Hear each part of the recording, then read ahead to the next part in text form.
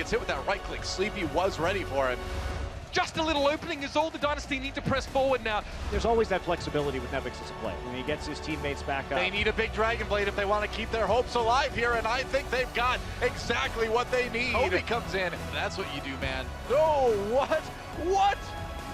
Wow, Baby Bay has just been on fire. Looks like the Soul Train hasn't really slowed down at all. San Francisco definitely showing off. That was commanding. We've got a packed house here on an awesome Friday night. How you guys feeling out there? Still with us, awesome. This is just match number 2 of a big 3-match day. Welcome home, everybody. I'm your host, Chris Puckett.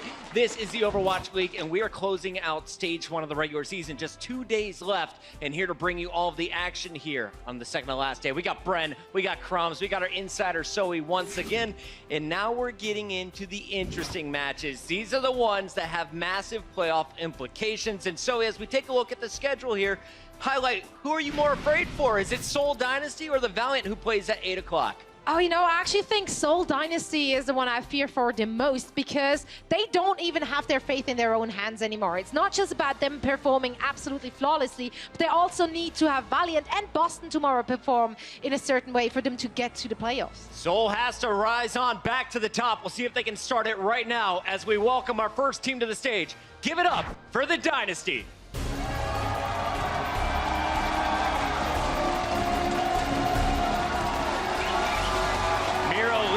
Charge, and he's got some presents for the fans. I think this is good luck charm, guys. You got to get the fans hyped up, cheering for you early on. They know they need the support because they've been on a downward spiral after a fantastic start. More reason to get here early, get those floor seats. You never know who's going to be giving you free gifts now. I was wondering, why are they handing out hand warmers? It's food, Brad. What? Well, Okay, either way, they can't cover up that recently they have been struggling. Even if they're handing out candy, we do have to address this. And there were a lot of rumors about leadership issues within that team. People from the Korean community said that Seoul looks less diligent and more inattentive in game. Ryu Jae-hong is their leader due to age and experience, but apparently he's not willing to actually scold and discipline his team, which leads to less feedback and discussions, and they end up not addressing and fixing the issues they're having. Yeah, but this time around, they're going all out, especially in the bling department with Jae-hong, but their entire lineup is what is basically the real deal. How you've got Fleta and Bunny on the lineup, so you got your Tracer, your Widowmaker for the Icon Ball, you have your Pharah, which is just going to be the entire match. If you get this scores, you shoot down the other Pharah. Yeah, and in general as well, this team in particular, Seoul Dynasty, has not been making the adjustments they need. In the matches we've seen of them, we've been seeing swaps in the support roles, in the DPS roles, and they haven't been having consistent performances that we know Seoul should be. That's a real problem for me today. It looks like they're going all out with that roster. That's the Seoul Dynasty. I like the starting lineup. We'll see if they can get the job done going up against the San Francisco Shock.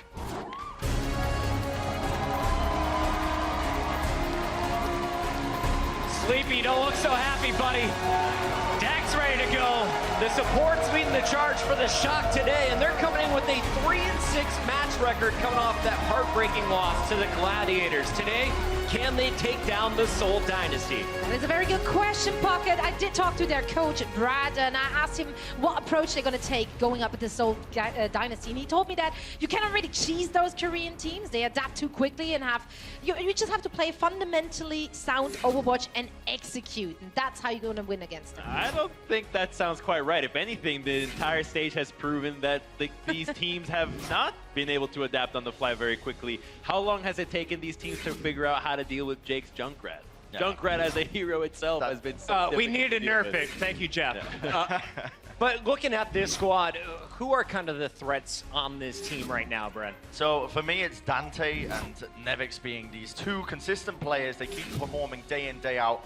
Obviously, Baby Bay is always there as this one sort of focal point. However, my issue with San Francisco Shock is the fact that they are very much focused on building the entire roster around Baby Bay and sort of influencing around him, trying to basically put as many resources as possible into making him play as best as he can, whereas Dante, Nevix, they never really need anything to get going. They're always consistent. It's like you take out that queen in a chess match, they're going to lose all kinds of versatility. You're going to take that king shortly after. Let's jump into this match and talk about the implications. We hit it shortly leading in, but so let's talk a little bit about what is on the line for both of these teams. Yeah, if you're looking at Shock's side, they don't have that much pressure. They really just play for map differentials and pride, which is big too. However, for Seoul Dynasty, they need to be flawless. They need to win this match big times. And then afterwards, they still are not guaranteed in the playoffs because they need the Valiant to perform in a certain way and also the Boston Uprising tomorrow. So this is everything for Seoul, and for Shock, just pride, basically. And I'd never really thought I'd see the day where Seoul was sitting at 6th place in these standings. This is honestly crazy for me coming into this. And the fact that their games, their fate of playoffs is not even in their own hands. I need to wait for the Valiant Shanghai game later to really know whether or not they're going to be making the playoff spot. That's what's crazy to me. This entire game, this entire day has massive implications throughout the entire, for all of these matches. Now, we mentioned Shock, they're not in the run for the Stage 1 playoffs, but of course they have a chance for Stage 2, Stage 3, Stage 4 at the end of the season when the money is really on the line. So Crumbs, let's tell today's story though. So far, Seoul has been on a bit of a downward spiral. Shock, could they steal another victory? That's the question, really, because Seoul's previous opponents, the Valiant, the Outlaws, New York Excel, and the Spitfire, are all pretty top-tier teams, and all of them are relatively in contention for playoffs, where you have the San Francisco Shock now, which is one of the lowest-ranked rivals that they're up against, and what happens today will be an indication of how low is Seoul going really. Do they have a rock bottom? Because if they struggle here, it's just an indication that this team is really going through some major struggles. Well, they don't have their fate in their hands, but Seoul could give themselves a major favor with a 4-0 victory today, and it's got to start right now. Let's send it backstage to our casters, Mr. X and Uber. Thank you very much, Puckett, and g'day, Blizzard Arena. What a day it is for some top-level Overwatch. I'm hyped, and suffice to say, Matt, there's a lot on the line in this particular match. I mean, this is Seoul's Stage 1 right here. It's their final match. They need a 4-0 to keep their playoff chances alive. And even if they do get the 4-0, they need a lot of help as well. And you never go into a game in the Overwatch League saying, we have to win this 4-0. You know, it's always about just winning. But now there's a caveat. There's an asterisk next to a victory for the Seoul Dynasty, which is undoubtedly going to put some pressure on them here as we go into Eichenwald. When you look at Seoul's Stage 1 as a whole, and they lose that map to Shanghai, and they lose the map and they tie the one to Dallas at the beginning, which really hurt them. If those go in their favor, they're still with the same record, but their map differential jumps up 3. Then all they would need is pretty much a Boston win against Houston, and they'd be sitting pretty, but those matches really hurt them on earlier, and I think it just goes to show how important each individual map is. You could say the same for this particular series as well, and there's nothing that the boys from the Shock would like more than to rain on the parade of the Seoul Dynasty. These guys have been chomping at the bit to get their chance to prove themselves, and this would be another notch in the belt, albeit not a match win, of course, but still within the realm. They want to play spoilers, though. I kind of heard some of the guys like walking by. They were just like, they probably don't know the exact scenario, but they know that if they win a map, that they're out. They were just like talking like, oh, one map, like obviously want to win the series, but it'd be great if the Shock could steal a map here. It would be the ones that deny Seoul Dynasty that Stage 1 playoff. And this may well be, I guess, the best foot forward for Seoul Dynasty. God forbid, they've finally got Jaehong and Toby back in that roster together. Miro, of course, we haven't seen Kuki for a little while. Which has been weird. Right, absolutely. I haven't seen a lot of him. Zumba's here, of course, in that flex tank position. So, Seoul now, enough for the games, enough funny business. It's time to get serious. And you see that stat about Farah here on Eichenwald. She's great here in the initial first point of the game. A lot of verticality as we go through the second area of the map, so you're going to see her. It's like a jungle gym out there, mate. You're going to see her a ton. And it's, we kind of thought at the beginning of the stage, right, there was a ton of like Arisa plus Junkrat here, just spamming the choke, and that's evolved over time. It's just been great to see how these maps have changed throughout Stage 1. So Fleta is probably just going to go for a shot here on a Baby Bay, then switch off of the Widowmaker. Get him some Farah. Let's make some noise, ladies and gentlemen. It's all on the line here for the Dynasty. Much to be said for their opponents, the Shock, who've shown us flashes of brilliance, but lacking the consistency required to be at the top of the tables. Fleta's still on that Widowmaker here and might persist with that, pressuring Baby Bay, and this will deny a lot of his general sightlines that normally you would have available in a Farah v Farah. Yeah, there's a switch. He tried the jump shot over the building to see if he could get any line of sight on Baby Bay, and doesn't see a thing. So now we see Fleta go over to Farah, one of the better Farahs, if not the absolute best Farah we have. Okay, let's not mess with him. Air combat. Oh yeah, he's sick. So a little bit of a tickle on the point here for the Seoul Dynasty, and again, it's a bit of reconnaissance being done right now. Jaehong goes down. Nomi went deep for that kill, but has to give up his life over to Fleta, of all people. So 5v5, but Jaehong getting brought back by Toby in the backlines here, and Nomi's going to be pretty hard to resurrect. No, that's what I was going to say. It's going to be great for Seoul Dynasty because you're able to bring, you're able to bring Jaehong right back into the fight. Nomi dies in a spot, not going to be able to get rest. Pressuring Nevix here as well, and Fleta's looking for a Baby Bay. Team Rocket's blasting off again. Baby Bay just falls right into the line of fire. And there's an easy one for Fleta now. This guy's patient as they come. And for Seoul Dynasty, it's been quite the clean approach here. This is what they need for the entirety of the series. He is so good on the far. It's going to be a self-destruct that comes out from Nevix, just trying to keep himself alive. Not gonna pulse happen. bomb there by Bunny, as the point should eventually go over to Seoul Dynasty. You see Toby at the top of your screen does have Valkyrie. The Transcendence that comes out from Sleepy, trying to keep the San Francisco Shock alive on the point. Oh! 2 shots from Fleta into Baby Bay. That'll knock him out of the sky. It's gonna take more than big biceps to deal with Fleta, Baby Bay. Sorry, buddy.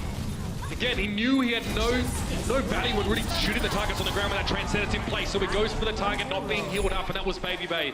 You gotta respect this man. Gotta get up early in the morning if you're gonna beat him at that Pharah v Pharah, and that's it. First point for Seoul, they're on the move.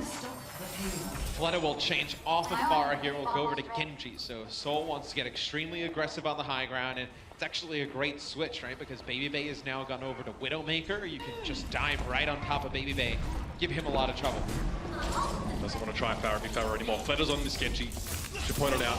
He's in that access to the high ground, but he's being tickled a little bit here by Nomi and needs to back away. Not a lot of damage, of course. Burst available for a Winston, but cannot dodge or reflect. And Miro had used the Primal Rage up at the high ground.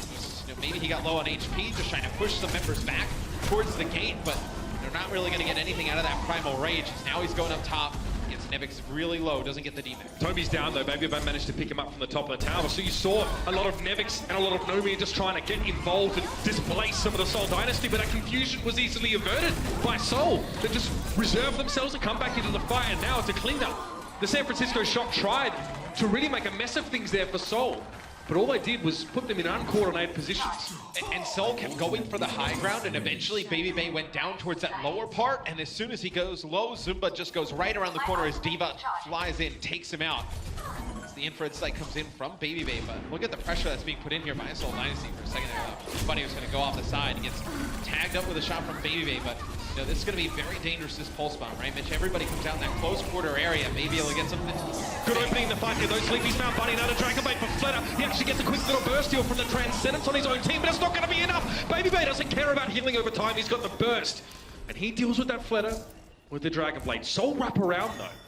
Jaehong is deep in enemy territory right now, whilst Baby Bay and Nomi just lay waste to his teammates. And you can't really suicide yourself from this position, Jaehong. So he's hoping just to get a flanking pick, but I think he's been detected. I don't know, looking at the minimap, they may have an idea that Jaehong is still alive. I don't know if they have an idea where he is, because the members of the Shock just kind of dancing around here. They may have actually heard his hellos from before, just trying to distract them a little bit. You know, with the voice lines, right? You just drag them out of position. It's an audio cue either way. Jaehong now is back in the body, flanking. Oh no, he's found Sleepy. He has been detected and taken down, but it's a 1-for-1 trade, and Jaehong might have got his just rewards for spending so much time in enemy lines. Sleepy's back though, care of the mercy, but Fleta's there, looking for Baby Bay, and he's found him. Nevix drops in at the nick of time, but where's the rest of the Shock? They're too busy dealing with the Primal Rage Miro in their midst. Finally, Dunta gets out and towards the point, but how long is he going to last? Not long enough, at least, to keep the payload in stasis. And the Dynasty get a second checkpoint. Talk about chaos. How does Jaehong make a kill happen there? He just comes around the corner, gets rid of Sleepy, and you know, for the San Francisco Shock at that moment, it just goes all out chaos. So the Zenyatta's on the flank, he's picked up one. As Seoul Dynasty starts to move the payload on it, they're still holding on to this Valkyrie. They don't res Miro, why? Because he wants to change to Orisa here. Now a little bit more of that static style for the Seoul Dynasty, set up either on the payload or around it. Having a mobile shield would definitely be worthwhile here, and Bunny's going to be switching over towards the McCree. Yeah, you need that shield to deal with Dante playing the Junkrat. If Baby Bay actually goes over to Zarya, because maybe he's thinking that there's going to be a Junkrat of their own. Dak also getting blown up. The self-destruct really getting the job done, and Nomi's is in no man's land right now. Completely out of position. Nevix, the D-suited Diva, is going to be dealt with here. And the San Francisco Shock are struggling to play coordinated Overwatch here. Seoul are poking and prodding, finding their weaknesses and unraveling them like a bad Christmas sweater. Fleta has a chance for a Dragon Blade that might just seal the deal. San Francisco will have both of their support ult here, and Flood just reflects the mine right back in Dante's face. That's going to force Dak to use Valkyrie. Toby's going to use his Valkyrie as well, keeping everybody topped up here for Seoul Dynasty. And you're going to wait if you're Flood, all right? Probably get your Transcendence plus Dragon Blade combo online. Both teams have the Trans, no one's Leafy needs to reserve. He is for that particular Dragon Blade. Babyface is able to cut through the defense matrix of Zumba there as well, but it's 2 for Bunny. How does he find these in these situations? Both Nomi and Babyface are down. Bunny's found the third of that stack. 3 kills already for the McCree here. Give him a little bit of space and he does wonders with it. He's like an interior redecorator, except it's more of the macabre kind. Desperately out towards the point with Sleepy on the Tracer, and Nomi drops in as well. But again, San Francisco Shock finished the round the way they started. Completely jumbled up and out of sync with one another. And I think the Shock, they go triple tank there towards the end because they expect Junkrat to be in play for Seoul Dynasty. We can take a look. I believe this will be the self-destruct that comes in from Zumba around the corner. But just taking a peek at the stats, Mitch, Baby when he switches over to Zarya, his average energy is only 8%. I mean, you're not really getting a ton of value out of that Zarya, right? Because there's no Junkrat spamming a lot of the heroes as they come on in. When they just bubble, whether it's Nomi or Nevix, you just don't put damage down with McCree or Orisa in that situation. And you're not really getting a ton of value out of that triple tank setup. Is that the pick, really, into a non-Junkrat composition on that last stage? I don't think so. I think you probably could have used like McCree, and then you could have used Junkrat as well, right? Because you would have had a little protection against Flood in your backline. You would have had somebody who could have just put down a ton of burst damage with Dante on Junkrat. So maybe you could have made like McCree Junkrat work there at the end, but I think Junkrat is so prevalent in that last stage of the map that you probably expect some kind of switch out of Seoul Dynasty. But instead of having Junkrat, they went with McCree. They went Orisa McCree. Again, it gives them the ability to sort of prevent charging up an enemy Zarya for a McCree player. It's easy enough to avoid shooting targets that have the particle barrier on them. So again, incidental damage is very common if you're playing Junkrat. It doesn't help you. I tell you what, Matt, one of the weaknesses we've identified in San Francisco Shock in a streaky season or a streaky first stage is that their aptitude in identifying a situation and actually formulating the appropriate response has been a little bit interesting. They've come up with some interesting answers to what they're seeing in terms of enemy team comps.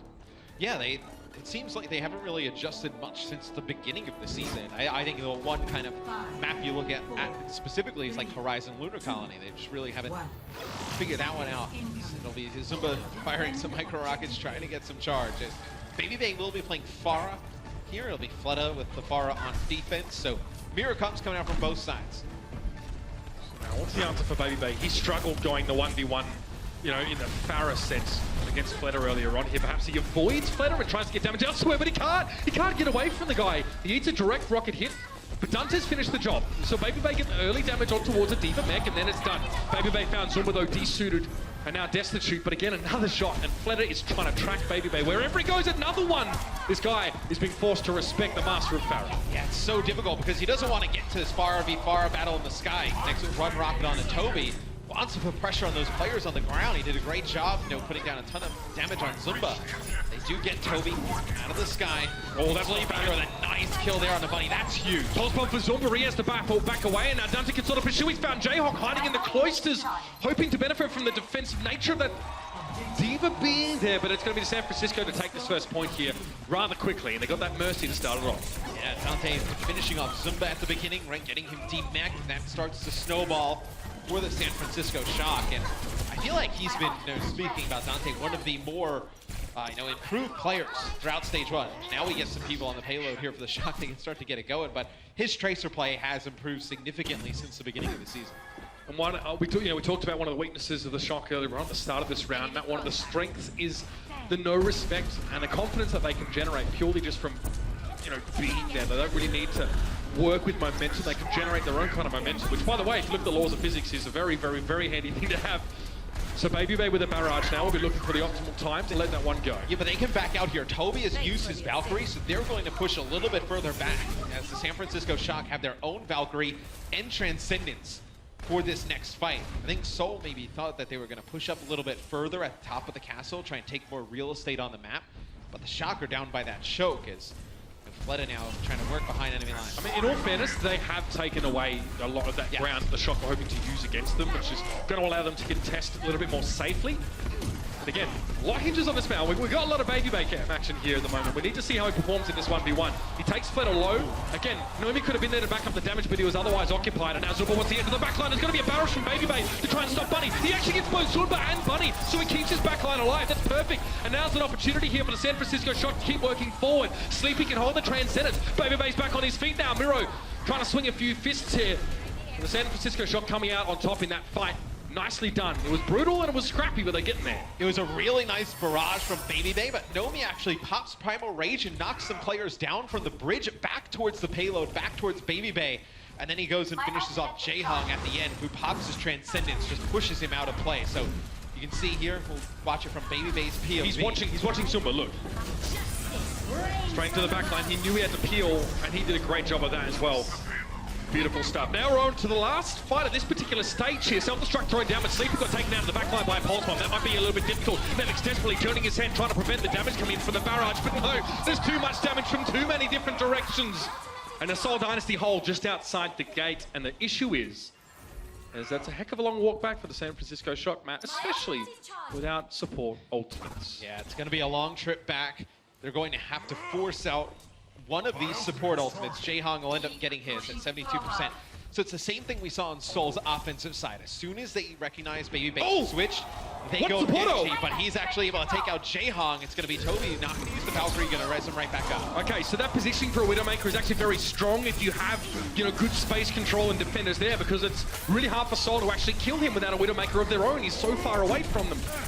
And he forces the Resurrect. He doesn't force a Valkyrie though, so in terms of them advancing through this map and actually achieving their win conditions, they haven't really gotten any further than they were before. Bunny connects with the Pulse Bomb on a Sleepy. He'll get res right back up as Bunny will take out Nevix, demech him as well. So now Seoul starting to push on forward, just trying to get more map real estate. You don't want to let Baby Bay get set up in that high ground position yet again with Widowmaker, because you just pick one every time at least. Well, what do? I mean, you have to have Miro jump at him, right? Turn his body so he doesn't get headshot in midair, or have Fleta use his reflect and jump in and kind of go attack him. And at that moment, San Francisco can just have both of their supports and Nomi just standing right on top of them, just bait people in. Seoul don't want to put themselves in a position where they actually have to be the aggressor and do the dive up into that top corner. They'd much prefer if San Francisco had to sort of come to them, and then they would be able to respond and be reactive instead of proactive, perhaps, as a defending team. Collecting information now, of course. They got some players up on the high ground, and Bunny's hoping just to eliminate some support here. But first, it's going to be Nevix who's going to cop a little bit of a beating here. Nevix just caught a Pulse Bomb. Not really the intended location, but Bunny's not any worse for it in terms of HP. Can still harass Nevix down. He's going to be very low on defense matrix charge, I think it's safe to say. He just tried to throw himself at the point for a self-destruct and a quick resuit. Impossible. But again, the Shock aren't making any real progress just yet. And Seoul was able to force out Transcendence. So you got one support ult out. Toby will now use his Valkyrie. It's on Dak now. When does he decide to use his Valkyrie? Toby will bring Fleta back into the action. The kill's still here, going in favor of San Francisco. See, look how costly the dive is for the Seoul Dynasty, and in the meantime, the payload's moving forward. Fleta all of a sudden needs to throw himself back at the payload to stop it from moving. And he's there, as well as a Transcendence from Jaehong, but a Dragon Blade is probably not something he would like to use right now. He'd like to save it, but losing Toby might force his hands here. Baby Bay getting rezzed up after getting taken down for the second time in this fight by Bunny. And now Fleta's starting to sweat a little bit more. Miro has fallen. The Widowmaker is doing work, and it's time for the blade. He's looking for Sleepy now. Doesn't get him, though, because Baby Bay slaps him back down. What a shutdown from the Widowmaker here in the San Francisco Shock, and that'll get him that second checkpoint. It's the amount of resources they have to dedicate to get Baby Bay that ends up losing Seoul Dynasty at second portion of the map. They have to dive him so deep as now Dante will take out Toby. And they were having so much trouble that at the end of Valkyrie, Toby was flying across the map at Baby Bay, just trying to put some shots at him, scare him back a little bit. They had Miro jump at him and Fleta yet again. It's just not enough, as now it'll force Baby Bay to switch off of Widowmaker this last portion of the map. Not great for her. So look, now that there's a jump right on the other side, now he's got some energy on this Zarya. Yeah, perhaps a better choice on the attacking side, or at least into that Junkrat. Good self-destruct, Miro falls foul of that one, and now they're going to try and jump on towards Zumba here. Baby Bay just cutting through him. Zumba trying to stay alive and keep himself scarce, but Miro dies a second time in a space of 5 seconds. Care of the Pulse Bomb from Dunter. Baby Bay wants more, though. You know he wants it! He goes straight in towards the rest of the Seoul Dynasty. Fleta down, and Bunny now just trying to trickle in, keep it stalled out, but it looks like the San Francisco Shock will not be stopped, Matt. Looks like the last fight here as the Seoul Dynasty can't hold on. We're going to switch towards that Widowmaker here. Miro looking low. He's down. So we're going to get desuited, but a self-destruct might keep him in this fight. We'll see as they pressure on, but Fletter's out towards the side. He's already taken about half of his HP's worth of damage. Toby's on the payload though. He's down now. We're at a Soul Dynasty. Bunny with being removed, nowhere to be seen. The Shock get it home. You see on that side how effective Zarya can be against Junkrat. What's his average charge there, average energy is 22%. So it's up much higher than the first half, but obviously some of that kind of incorporates some of his stats. Well, it's also a long walk back for an attacking Yes. hero as well. So it's a combination of the walk back in the first half, but every time we were on board with him, he was at like 50 to 60 charge. the issue for me, now having seen both teams attack on this map, is not San Francisco's ability to sort of push through the map and be aggressive. That seems to be something that is up in their wheelhouse. It's the first point, and it's holding the first point. Yeah. They're now behind by about a minute in terms of time bank. So where they would make that up, theoretically, would be on that first point. They're going to be attacking first, of course, with a lesser time bank. They must neutralize Fletter early in the fight. Baby Bay, we've seen him hit a couple of those body shots on towards, Fletter with the Pharah versus Pharah battle, and that's all well and good.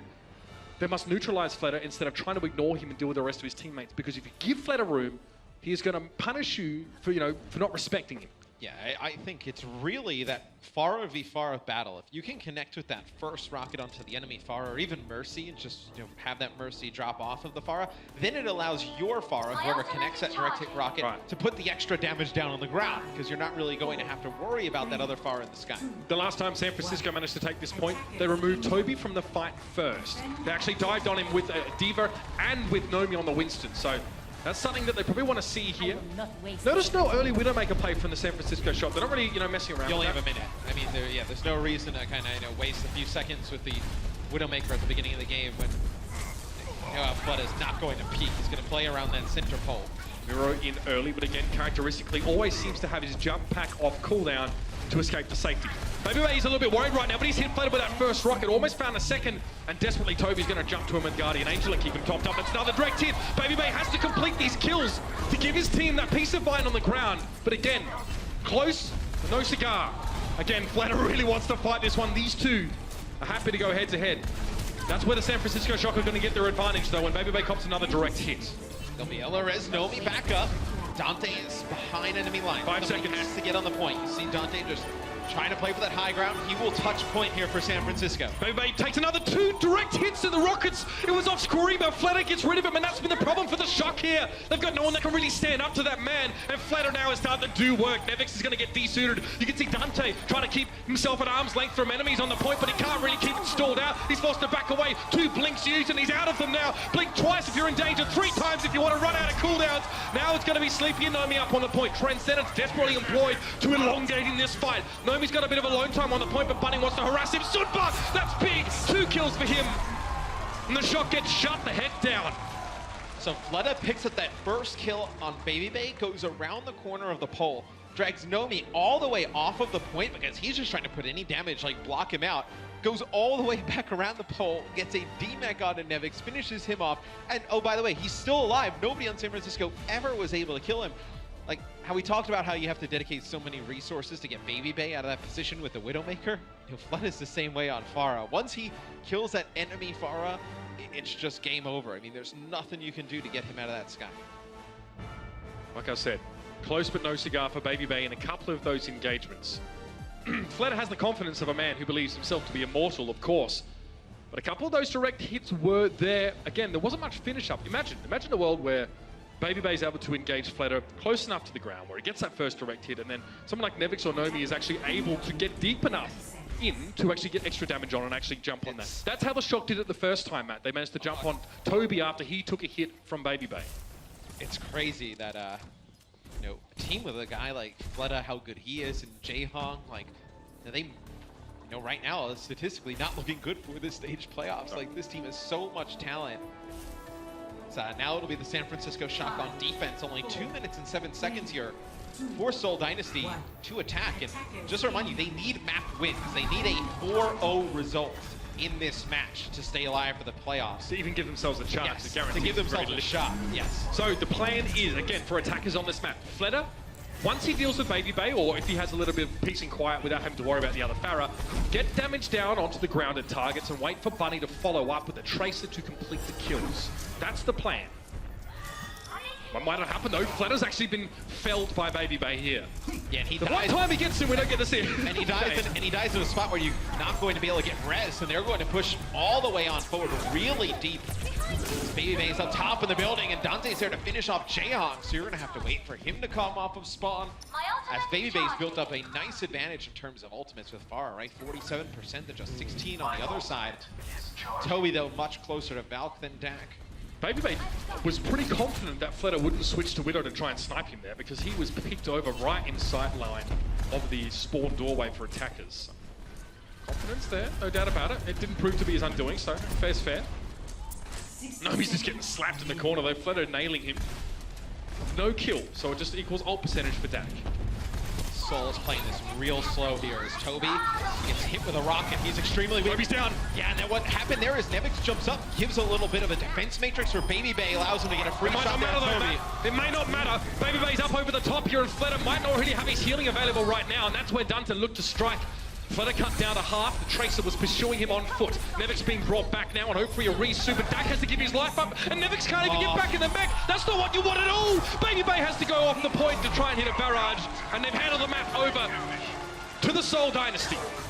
That is one where the San Francisco Shock, they get that early pick in the fight, and then everything falls apart.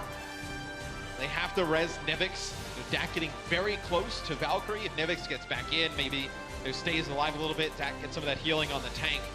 They're able to get Valkyrie, maybe swing that fight back. There you have it. First map, Seoul just a little bit better at the old 1-2 punch. We're going to head down to the floor for a bit with Malik. Woo, that's a big win for the Seoul Dynasty right there. Now, as we all know, the Seoul Dynasty suffered a tough loss at the hands of the LA Valiant earlier this week, and we've actually been following them around in our latest edition of Social Studies. If you want to take part in this week's episode, make sure you tweet us with the hashtag Social Studies. And don't worry, we will do our best to read all of your tweets. But in the meantime, let's take a sneak peek.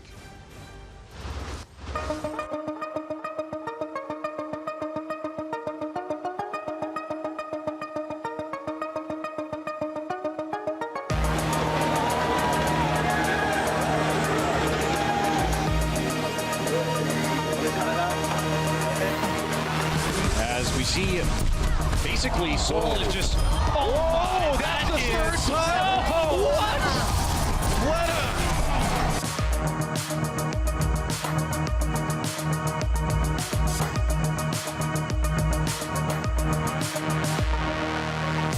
We've called them the greats, the best on the planet, but right now they are the gatekeeper at 6-2. They control their destiny. A win over the Valiant today is going to help further their case to make a run in these playoffs. As Valiant will win this series 3-0 and move ahead of Seoul Dynasty in the standing. They are, for the moment, our final seed for the stage playoffs, but we have a lot of Overwatch still to play this week.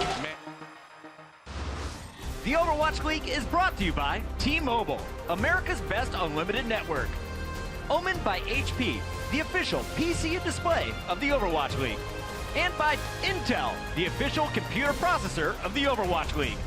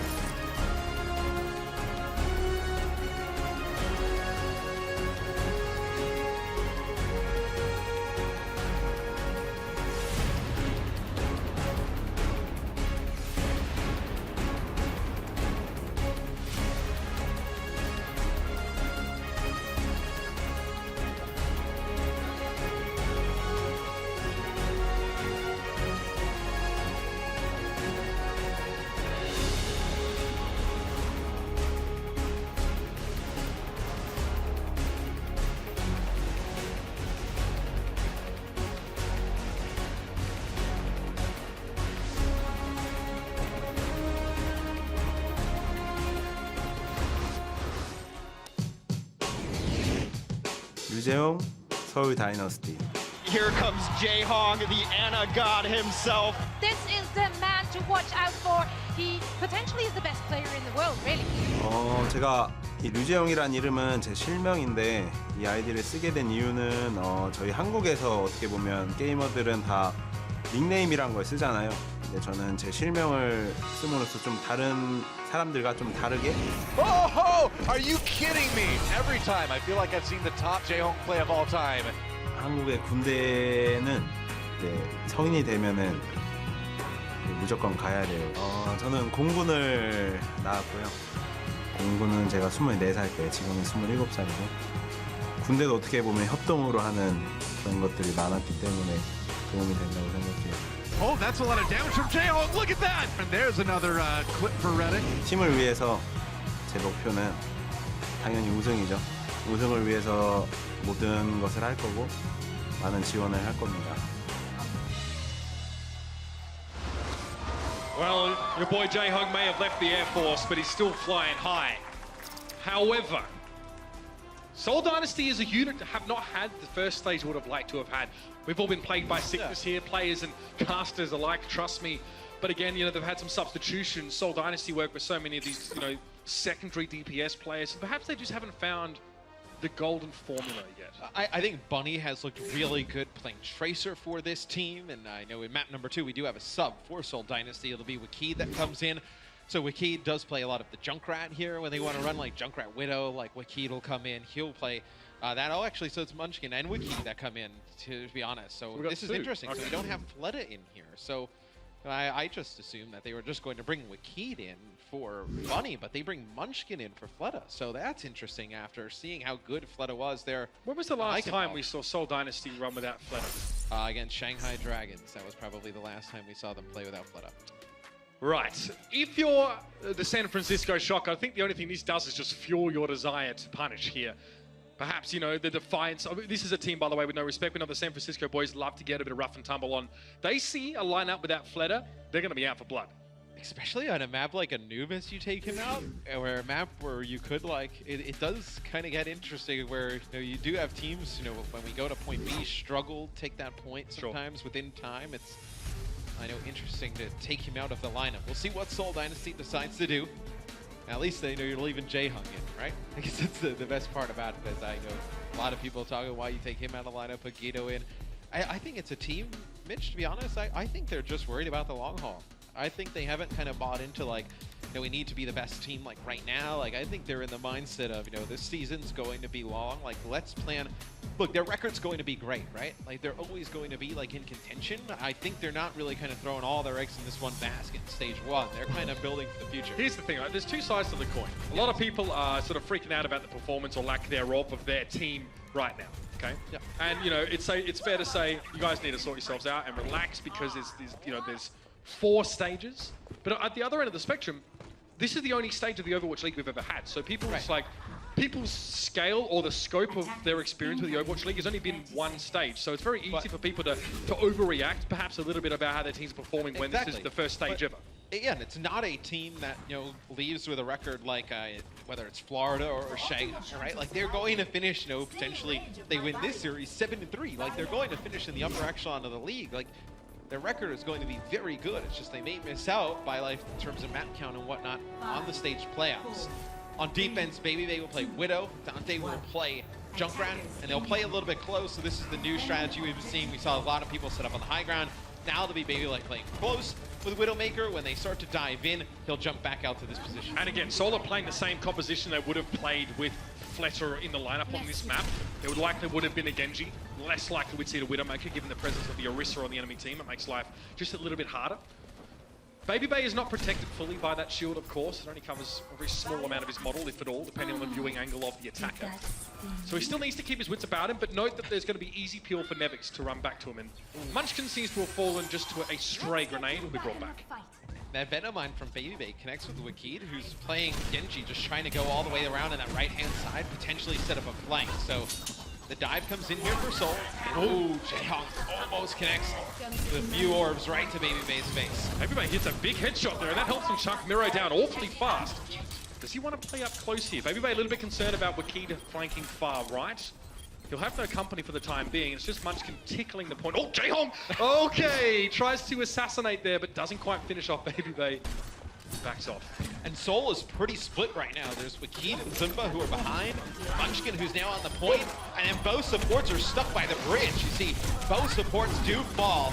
San Francisco realizes they're both alone and jumps right on the opportunity to get both of them. Baby Bay there as well, continuing his damage output consistently from the high ground, but Wakid finally has found him. And by all appearances, it seems that he's getting him. Yeah, it might have been long-range shuriken damage. Wakid is still embedded in the backline. You can see a very faint outline on the right side of your screen.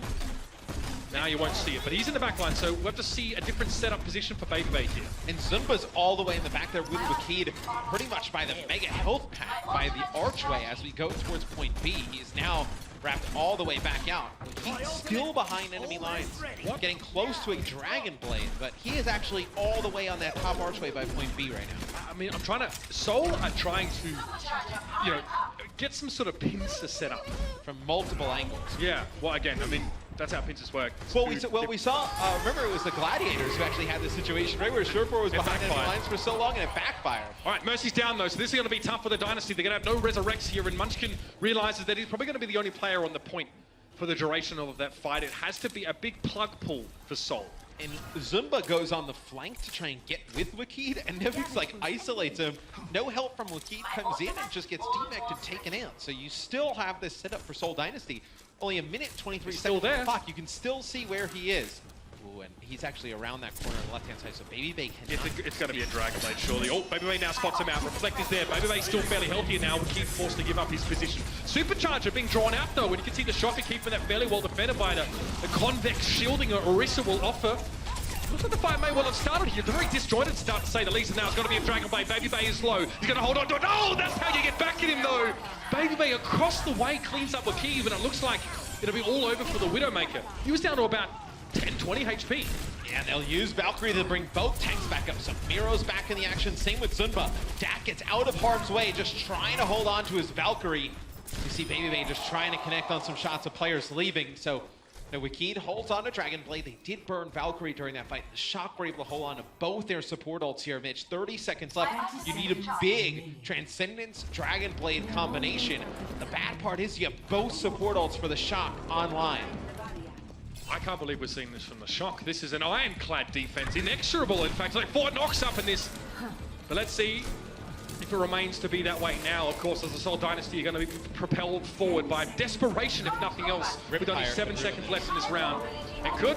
Dante looking to burn some rubber. It could be a big opportunity now. Miro goes in high.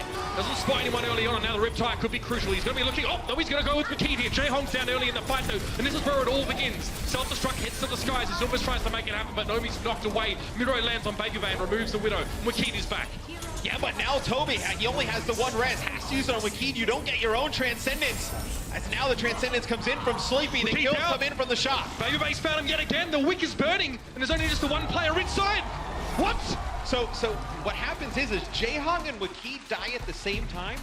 Seoul had used their Valkyrie in the last fight, so Toby has to make the decision. Do we res Wakid with Dragon Blade or Jaehong with Transcendence? They go and get Wakid into the fight, but Sleepy still has his own Transcendence. At the end there, you're not able to get anything with the Dragon Blade. A great defense from the San Francisco Shock. A puzzling offensive attack from Seoul Dynasty. I'm going to put a voice to perhaps a question that many people, many fans of Seoul Dynasty are asking right now. You're playing a game, and let's be honest, there's a lot to be said. There's a very good reason to want to be in stage playoffs, right? Yes. Why, when you cannot afford to lose one map, do you substitute the way that you have?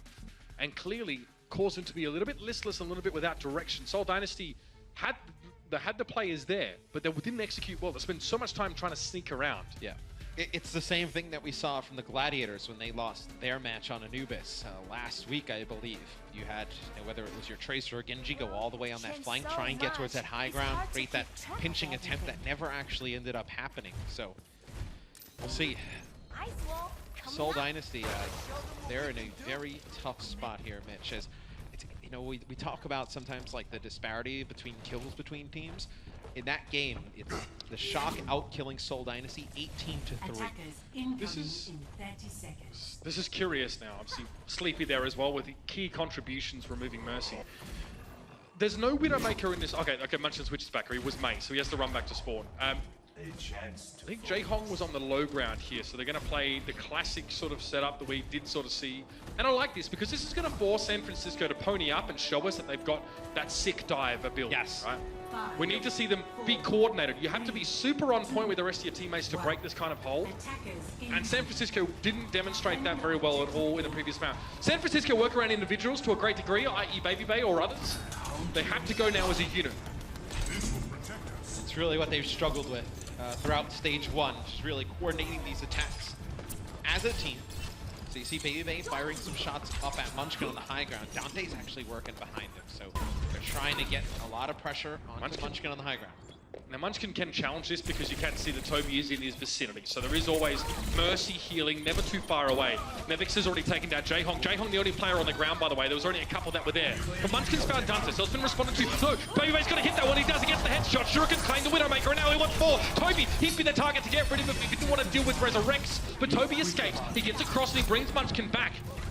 Now Baby Bay needs to be careful, needs to respect the Widow up on high. There's also a Junkrat right behind him, but a dash in towards Silver kills 2 birds with 1 stone. And Wakid's also down. It was Nevix to clean that kill up. And now aforementioned individuals back on the point. Toby desperately spraying away with a Caduceus Blaster. What is going on? Seoul Dynasty may have fed their only chance to get into the playoffs straight over to the San Francisco Shock. San Francisco up on the point now, and they've done it! They get themselves a second map in this series, but it means so much more. Seoul Dynasty needed a 4-0 today to keep their playoff chances alive. And the Shock end that by taking Temple of Anubis. I'll tell you what, Matt. There's going to be no difference between Reddit and Mordor next time you check it. It's getting real. There's going to be a lot of unhappy fans, but the Shock come back, and perhaps more of a series than we would have expected is on the way. The Overwatch League is brought to you by T-Mobile, America's best unlimited network. Omened by HP, the official PC and display of the Overwatch League. And by Intel, the official computer processor of the Overwatch League.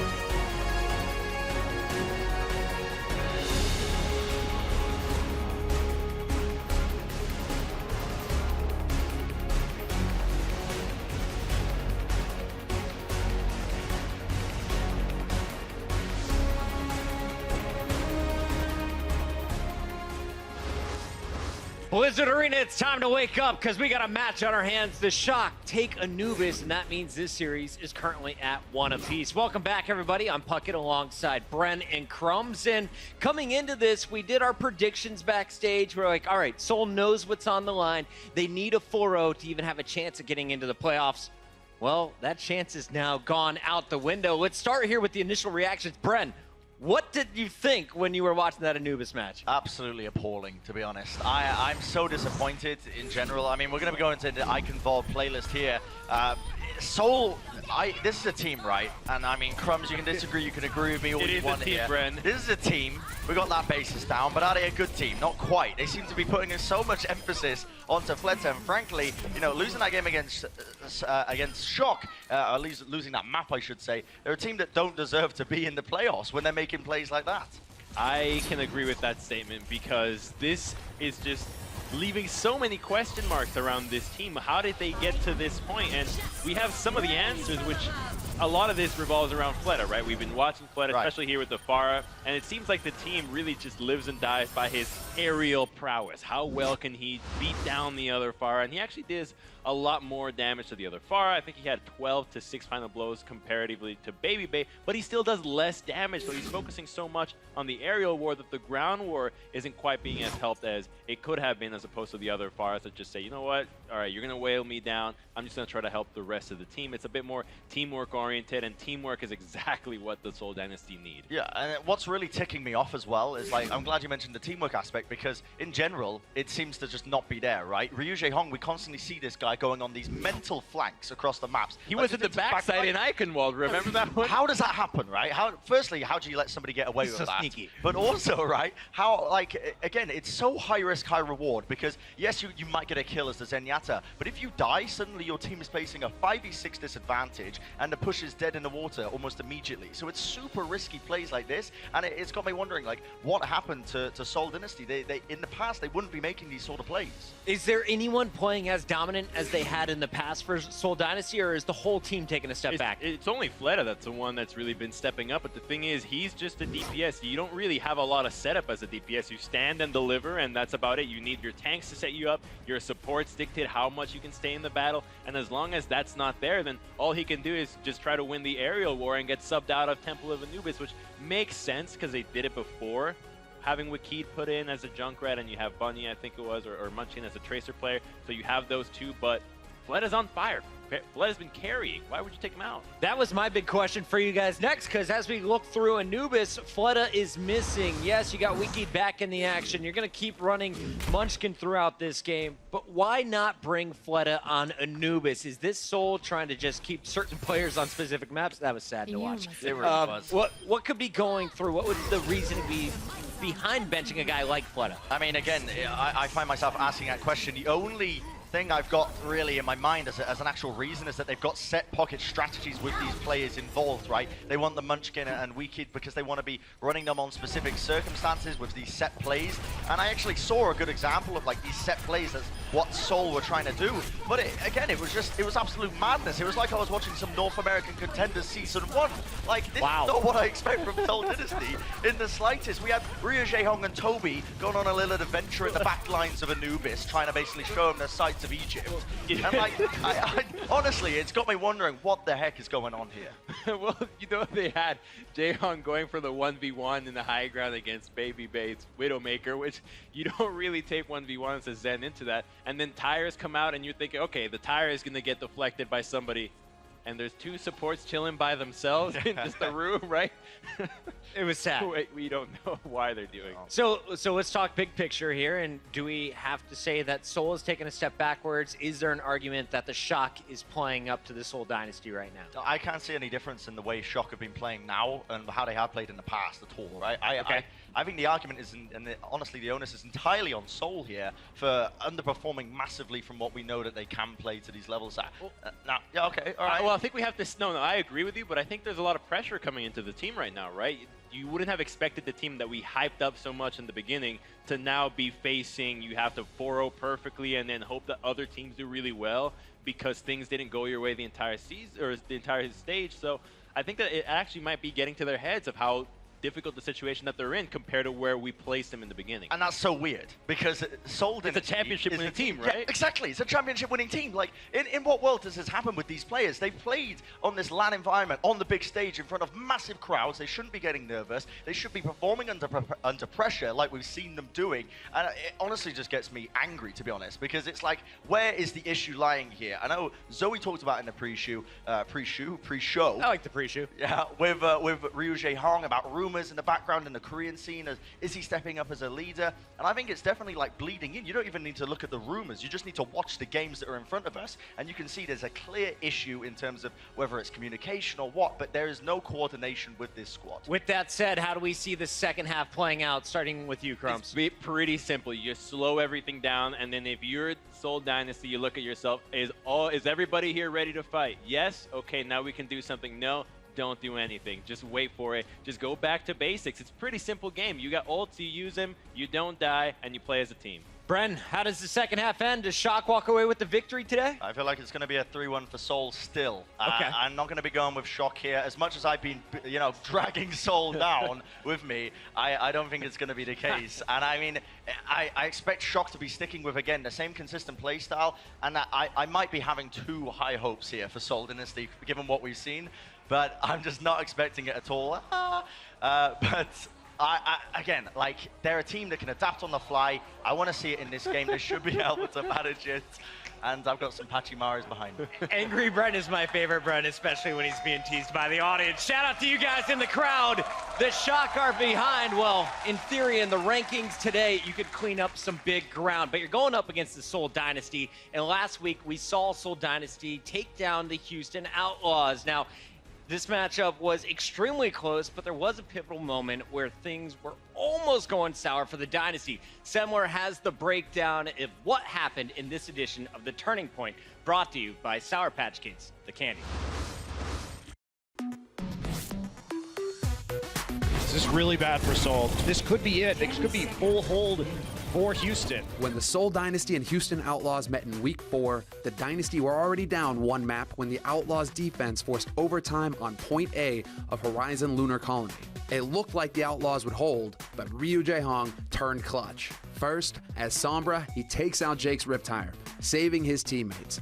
Then, with Raucus and Cool Mac coming back from spawn, Jae-hong would use EMP ult to hack the 4 remaining Outlaws on the point. Without Mercy's res, 76's healing biotic field, or Orissa's fortification, Fleta took advantage of the situation and hacked him to bits with his Dragon Blade. Everybody with that one. Oh, that was a big one. That was a good one. Fleta gonna clean it up with the big Dragon Blade 2.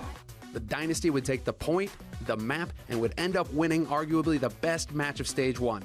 That was the turning point where Jae-hong helped the Dynasty turn a sour moment into something sweet. Presented by Sour Patch Kids Candy. The Overwatch League is brought to you by Sour Patch Kids. Sour, sweet, gone.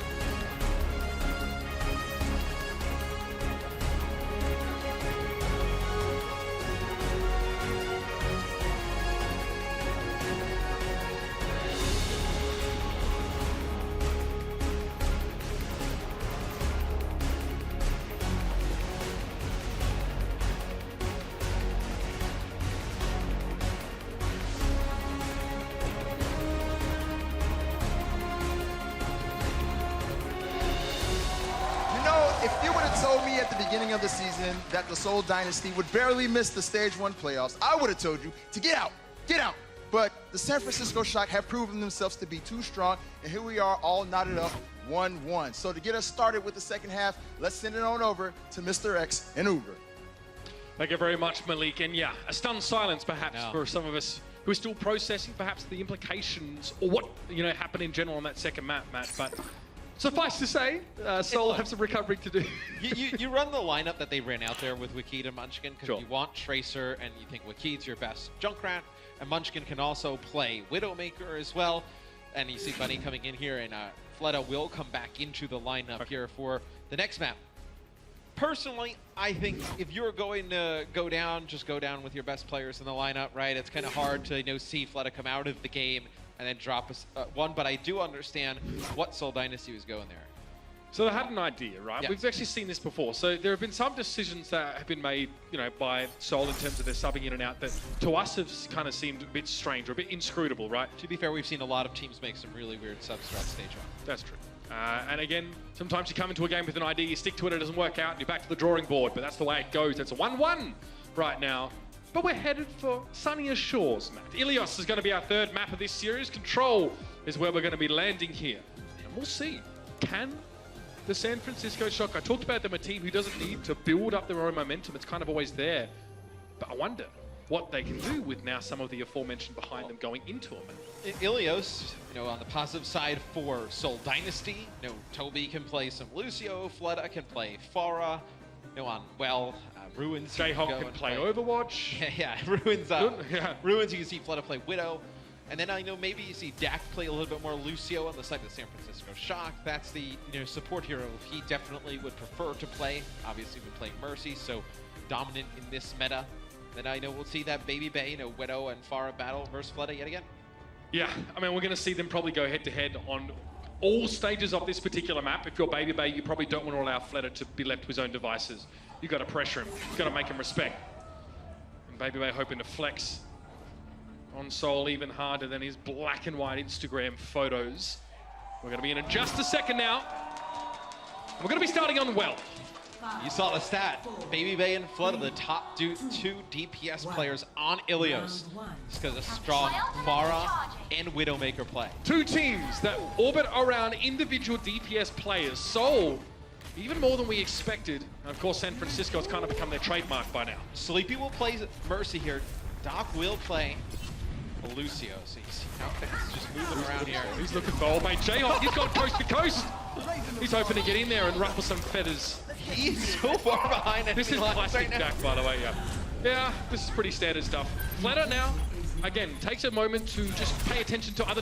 Dak, are you good? Dante helps him out and picks off Jayhawk, and they're starting to bully him, getting in his head a little bit now. But the point was taken by Seoul. They had more players in the vicinity at the time. The San Francisco Shock did not have the liberty of engaging.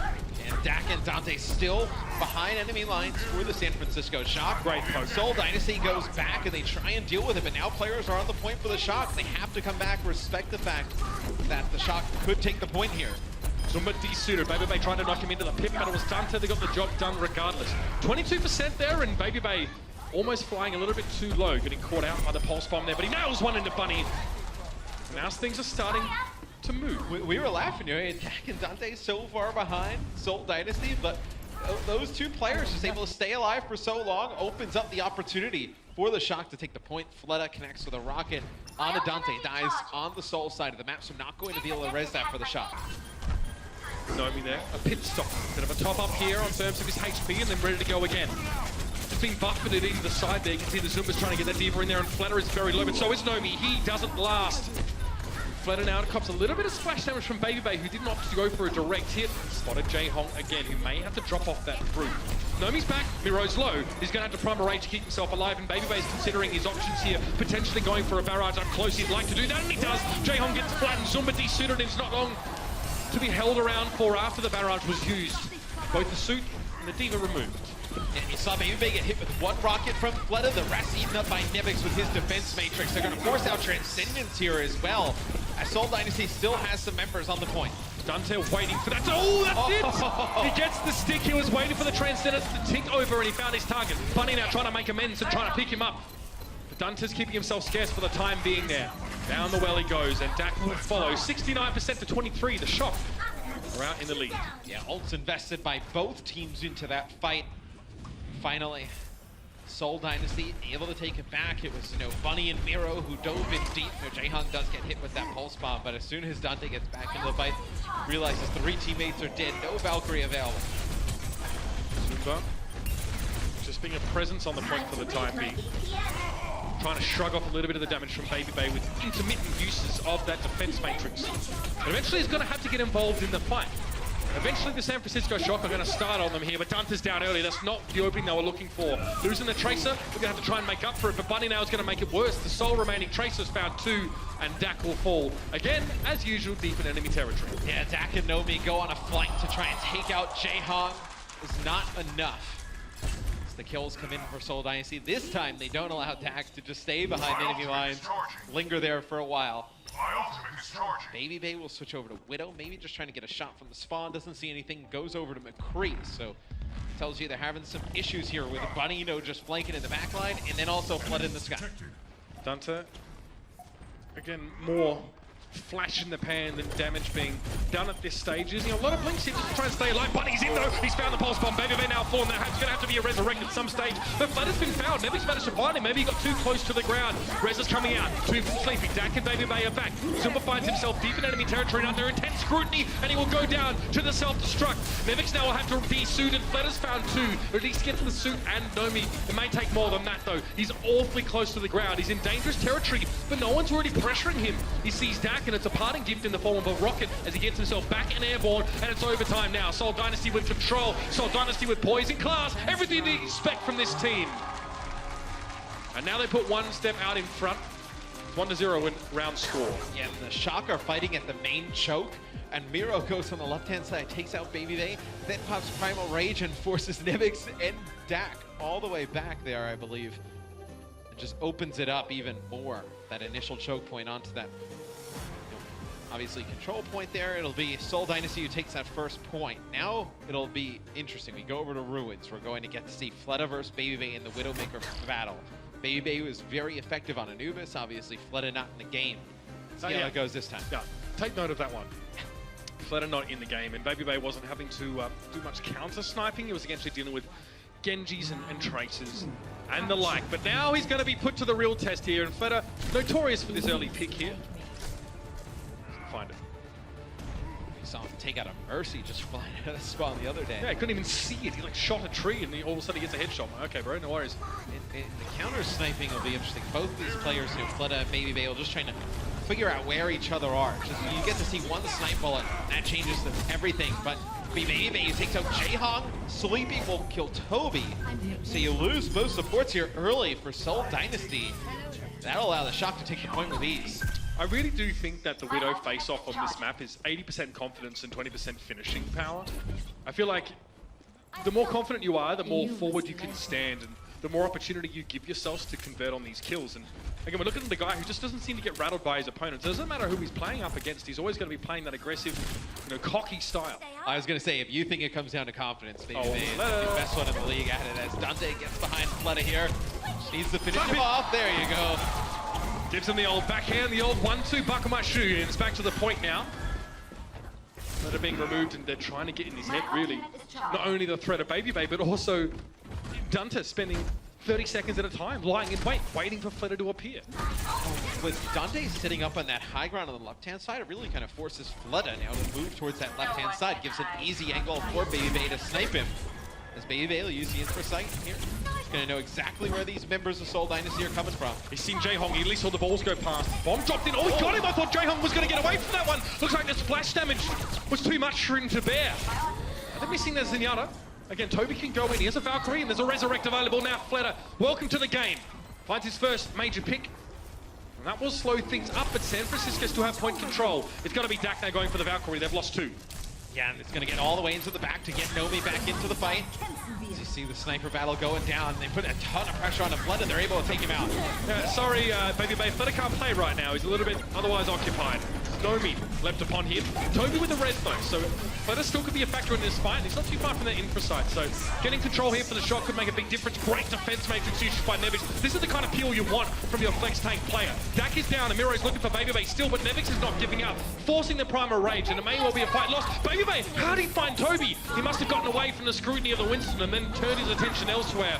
Unfortunately, it won't be enough. Miro finally found him, and Nevix will fall 98-0. Ooh, they do get that 99 tick there at the final second. So the Shock will just need one fight to go in their favor to take this map. Seoul Dynasty, they push all the way up. They do have Transcendence. San Francisco did burn both support ults in that previous fight. So we'll see how far up they're going to play. So Fleta will kill Sleepy. That's going to force the res out. Zumba now is in a good position just to harass backlines. It looks like they were trying to play over toward that choke. Now San Francisco's pushed on out through it. See what kind of angles Fleta gets. One pick could decide this game right now, especially now that Toby doesn't have his Valkyrie. Baby Bay seems to be not interested in challenging Fleta right now as he's playing over towards that left side, and that really makes it an easy decision for Seoul to jump and engage on that part of the high ground. Zumba's down, Fleta now goes for the infra side. He knows he needs to remove Baby Bay as a factor in this fight, so he's keeping tracks on him. You can see the wireframe. Oh, there it is! Straight into the crosshairs. Just one bullet with Baby Bay's name on it, and that will get the job done. He's rezzed instantly, though. Yeah, it's going to be Valkyrie used by the San Francisco Shock. It'll be Jaehong using Transcendence here on the point as Fleta gets Baby Bay yet again. They have to pressure him out, or else Seoul will be able to hold this. I don't think they can. No, the Shock are going to take it back. Miro's low. Fleta's a one-man army, but it might take more than just him to get her. Overtime is ticking down, and it's going to be Zumba to throw himself at the point, but he has to back away immediately now just to try and, dip in and out and keep that overtime going. Again, San Francisco need to press its advantage. Oh, that's it! Oh, Bunny doesn't get to the point in time. Zunba was really weak. He was trying to get healed by Jaehong. Thought Bunny was coming from the left-hand side to be able to contest. Doesn't get on the point in time. So it'll come down to 1 point here. It'll come down to Lighthouse to decide who takes Ilios here. So the Shock have really risen to the occasion today here against Seoul Dynasty. Baby Bay, some important picks in that round, and has actually caught up to Fleta, or gotten a lot closer anyway. He actually outperformed Fleta in terms of final blows and deaths on that map. So that is a good start, and you can see him leaning back, asking himself what more must be done. Well, I think it's just what hero does he decide to play here? Because do you feel confident in the Pharah versus Pharah battle? Do you have good enough sightlines as Widow? Widow, this is I mean, look, I play a fair chunk of Widow. I play Widow. Look, Fleta gets killed there. You probably don't expect the Widow here. I think we've seen like Taimu play Widow on this point, just because Taimu's like just insane at Widowmaker. But this is definitely not the best of Widowmaker maps. And yet, our good friend Andre would like to keep playing it. Jaehong is felled early. Miro's going to take half his HP and damage before he even hits the ground, which is a bad sign. But he's still got Dunta. Somehow Dunta just put himself in harm's way there by the looks of things. Baby Bay's more than happy to use the SMG function of the rifle. Fleta will jump up on Baby Bay now, and that's the problem, Matt. If you don't get enough space as Widow, you'll be punished. There's not like a far sightline, right? Like the area where the point is so close, you're just going to get pounded with rockets. But Dante takes out Bunny and Fleta. Nevix still here on the point. It's a really good heals coming in from Doc. Look at how much towards Valkyrie he's built up, 82%. Does a nice job of pocketing Nevix and keeping Dante up on the point for the Shock to flip it right back. Zumba only just respawning back in now, and Fleta switched to the Genji. He's decided he needs to opt for the more direct approach. He's decided that subtlety isn't really the name of the day. My ultimate is charging. How do you... What does Seoul Dynasty decide to do? Because now Baby Bay has like set up here on the high ground, right? She's going to be able to dink Miro as he comes back in. The two-man diving man. Fleta's gone down to Sleepy. So many resources have been committed to Baby Bay, and it seems to be working in the favor of the Shock here. The Baby Bay doesn't mind the attention. He's used to it. Look at his Twitter profile. And he's going to get rezzed up now as Dak keeps him in the game. 32% to 14 here, and this is just the last vestiges of a fight that Seoul should really just be done with right now. I don't think they can contest. Dunta opts not to go for the pulse bomb, and Jaehong is still a presence. He gets slapped into next Tuesday. San Francisco remain in control. I mean, Miro uses the Primal Rage to keep this one extended. Dante falls to the hands of Zumba. It looks like Seoul Dynasty trying to keep this fight going, trying to swing the point back in their favor. Nevix will use a self-destruct just to get back in mech. And Nomi will use his Primal Rage to keep this one going. Oh, Nomi! Oh, you dirty man! It's filthy! I tell you what, he's going to be hitting the showers hard after that one. Both Miro and Toby drop. Just socked over the edge. It's not the kind of beach holiday Seoul would have liked. So Transcendence used there towards the end for the San Francisco Shock. this next fight's going to be real rough for them. You have Valkyrie and Transcendence on the opposing side. You also have Dragonblade. They have nothing to go at these ultimates. It's just how many can they draw out from Soul, right? If they can get them to use Valkyrie, Transcendence, and Dragonblade, you come back into the next fight for the Shock, and you're in pretty good shape. Flutter, Dragonblade. That could be the key to this fight. Not many more options left. There is a Transcendence here, and again, they want a bit of Baby Bay. He's already backed well and truly away, and there's been a preemptive use of both support ults at the same time. That Transcendence doesn't get very much for Jaehong, maybe a little bit too early there. But Soul will have control of the point. The Shock are more than happy to trade 2 support ults for a brief sojourn on the point, but might be quick that they jump back in. Yeah, we'll see. If you use both support ults, you didn't really get a ton of value, right? We talked about in the past how strong Transcendence is compared to, used with Dragonblade as how you res Miro who dies here, and now you're not going to be able to res him back up. It's a huge advantage for the Shock. You have your own Valkyrie as well. Dragonblade from the sky. The dive bomb works out, and Babybase found the kill. You'll res this right back up. Yeah, he's got Valkyrie. So again, this Dragonblade not protected by Transcendence and also going to be covered up. Sneakerdo's going to be careful. There's going to be pressure down. San Francisco 3 on the point. Oh, they've got control. The Dynasty have to get there as soon as possible. When Flutter just gets booted by the Diva, butting down to Sleepy. It's a punch in the face from Nomi. The lack of respect is there in body, mind, and soul. And now the time is going to tick down. Just the one player who is Miro now. Jaehong's trying to get there. I can't believe what we're seeing. It's 2-1 in this series. Come on!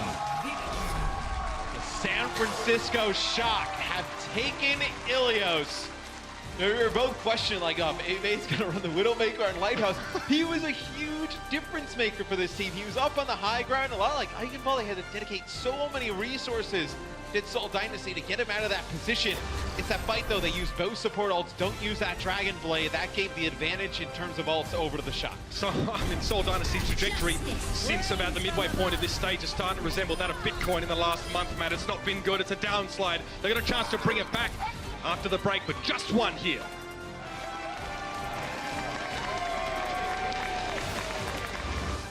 The Overwatch League is brought to you by Intel, the official computer processor of the Overwatch League. T-Mobile, America's best unlimited network. And by Omen by HP, the official PC and display of the Overwatch League.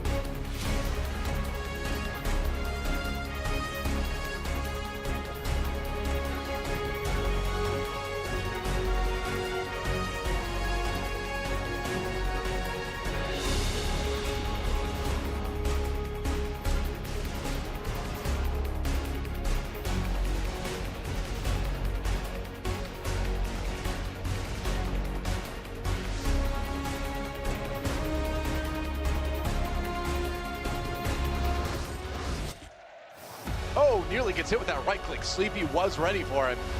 Just a little opening is all the Dynasty need to press forward now. There's always that flexibility with Nevix as a player when he gets his teammates back up. They need a big Dragon Blade if they want to keep their hopes alive here, and I think they've got exactly what they need. Obi comes in. That's what you do, man. Oh, what?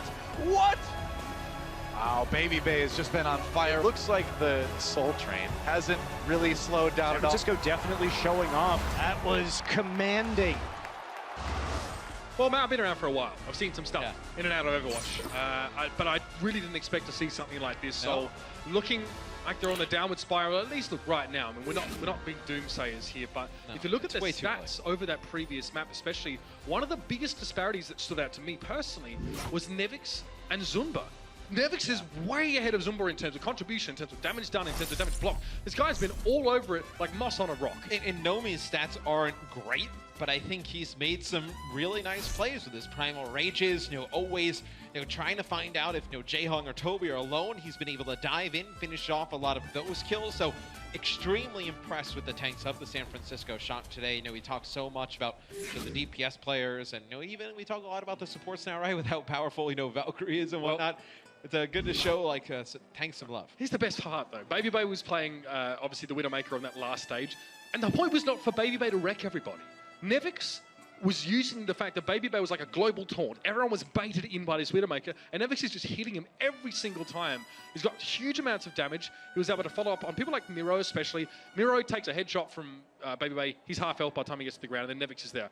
Point is, we're seeing some excellent flex tank play from the Shock. It's really making the difference here. It's interesting you kind of bring that up, right? Because I feel like Widowmaker, when you see one on the opposing team, she forces you to be aggressive. You cannot passively play against a Widowmaker on the other team because they're just going to pick you apart, right? So if there's a team out there that you're looking at, like, okay, they don't play great when things get fast and we can just kind of make these fights scrappy, like you throw a Widowmaker into the mix, like you saw what it did there. Soul was forced to just jump at her and just get extremely aggressive. And then you saw some weird plays from them, right? Like they don't use, they use both support ults at the same time at the end with Valkyrie and Transcendence. They don't save one of them for Dragon Blade. They have the Blade, they hold on to it. Like, they don't really get any value out of the Blade, right? Because at that point, Dak has Valkyrie. He just rests both kills right back up. Right, so we're actually seeing the defensive Widowmaker here from Baby Bay, which in and of itself, not so shocking. The positioning here, though, is quite interesting. We'll probably start up front a bit, perhaps try and pick off someone like Fletter if he tries to go for an early pick using the grappling hook to get that extra height. I wonder how much San Francisco have read. Oh, hello. Well, you can see Miro didn't even want to set up on the building there. He must have noticed a Widow. I think he's playing that close Baby Bay just in case that Fleta came out and played far on this map. Yeah. And then you would have been able to get another pick off like he did on Ilios in that final point. Miro, again, he's not committing. He just wants to check. Pretty much wants to stay low to the ground and probably provide a bit more peel in this case. Bunny, though, will go hunting. A bit of reconnaissance now for him. Quickly playing the scouting role.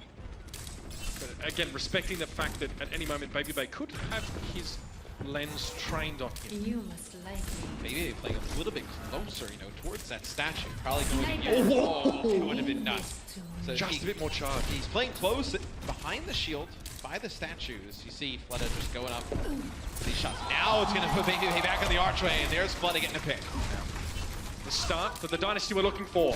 Fortuitously, they're able to get Baby Bay back up on his feet because he passed so far away. And now with Dante removing Bunny, this is going to start provoking a response here from the Dynasty. Notice Nomi's positioning. He's staying separate from his team, but close to the payload, so none of the Soul members can actually get into advance. And he'll buy some time, but it's also causing him to be split off from the rest of his comrades. He's down when Jaehong finding Dak. It should be pretty smooth sailing for the Soul Dynasty. Yeah, Fleta able to pick up some picks in this fight as the payload will continue to move here. Soul should be able to take point A. What is the response from the Shock? Do they change here? Because now going through this second portion of the map, we've talked about it, we've seen it in the past. I think it was the Florida Mayhem on their series against it with Soul, right? When it was Tavik trying to shoot Fleta from that low to the high ground. It's so difficult for the Widowmaker on the offensive side to get an angle unless you go on that long flank that Fleta looks like he's going for. Know what Fleta's looking for here. Baby Bay surmised that Fleta would be playing in that position. Now he can be sure of it. Both Widows have Infrastrike active, and now Flutters has expired, so he needs to play slightly more passively. That's all well and good, but the Shock need to actually stop this payload, and they're doing it now. They're gonna provoke a response from Soul in just a second. They're just standing close to the payload. They're keeping it stationary, and Soul are gonna get annoyed eventually and be forced to try and get rid of them. I tell you what, I love how the Shock have come in here today, and like they have not been scared of Soul Dynasty. Zero respect. They have just taken the fights head on, where a lot of other teams would have been, they were just kind of like bowing out after a few like headshots from Fleta. Babyface like, nah, res me back up, man. Like, I want another shot at it. Coach. Yeah, as Dante gets an early pick onto Bunny, and then Fleta falls to the hands of Baby. That forces Soul Dynasty to wait a little bit, but now they have a ton of ults. So here's the standard setup. Nomi sits on the corner, and the moment that Soul get annoyed and decide they want to start moving the payload again, that's when the Shock can collapse on individuals. They're provoking a response. They're trying to bait the Dynasty just the same way they did in Ilios, except maybe with different characters. Babybay finds himself in a rather compromising position. He must have been forced to drop down, and the self-destruct will be sent up and over. Nevix does get a reset here. Bunny's not able to burst him down in time, and Bunny now needs to find something else to do with his time. Nomi, Primal Rage. Everyone Bunny's trying to shoot seems to have a way of getting out of it. The Tracer hasn't had much to be done, and look at the payload, man. Still not moving, and now there's a Transcendence thrown in the mix. Yeah, Transcendence from both teams. Oh, he here, went down. Sleepy able to hold him up. Miro does fall at the hands of Dante. That'll get rezzed up by Toby. Toby able to keep his life in the process as well. The payload has not moved here. It'll be the infrared sight from Baby. The only thing in terms of ultimates online as Fleta takes him out. Miro was outside of his team's Transcendence for just that last second there. Luckily, he was brought back. Good pulse bomb. Nomi's going to be picked up, and Bunny now starting to feel a little bit more attack going in for the Reds, and he still gets Nomi. So Bunny doing so much work here, being so consistent. A lot of it's being erased here.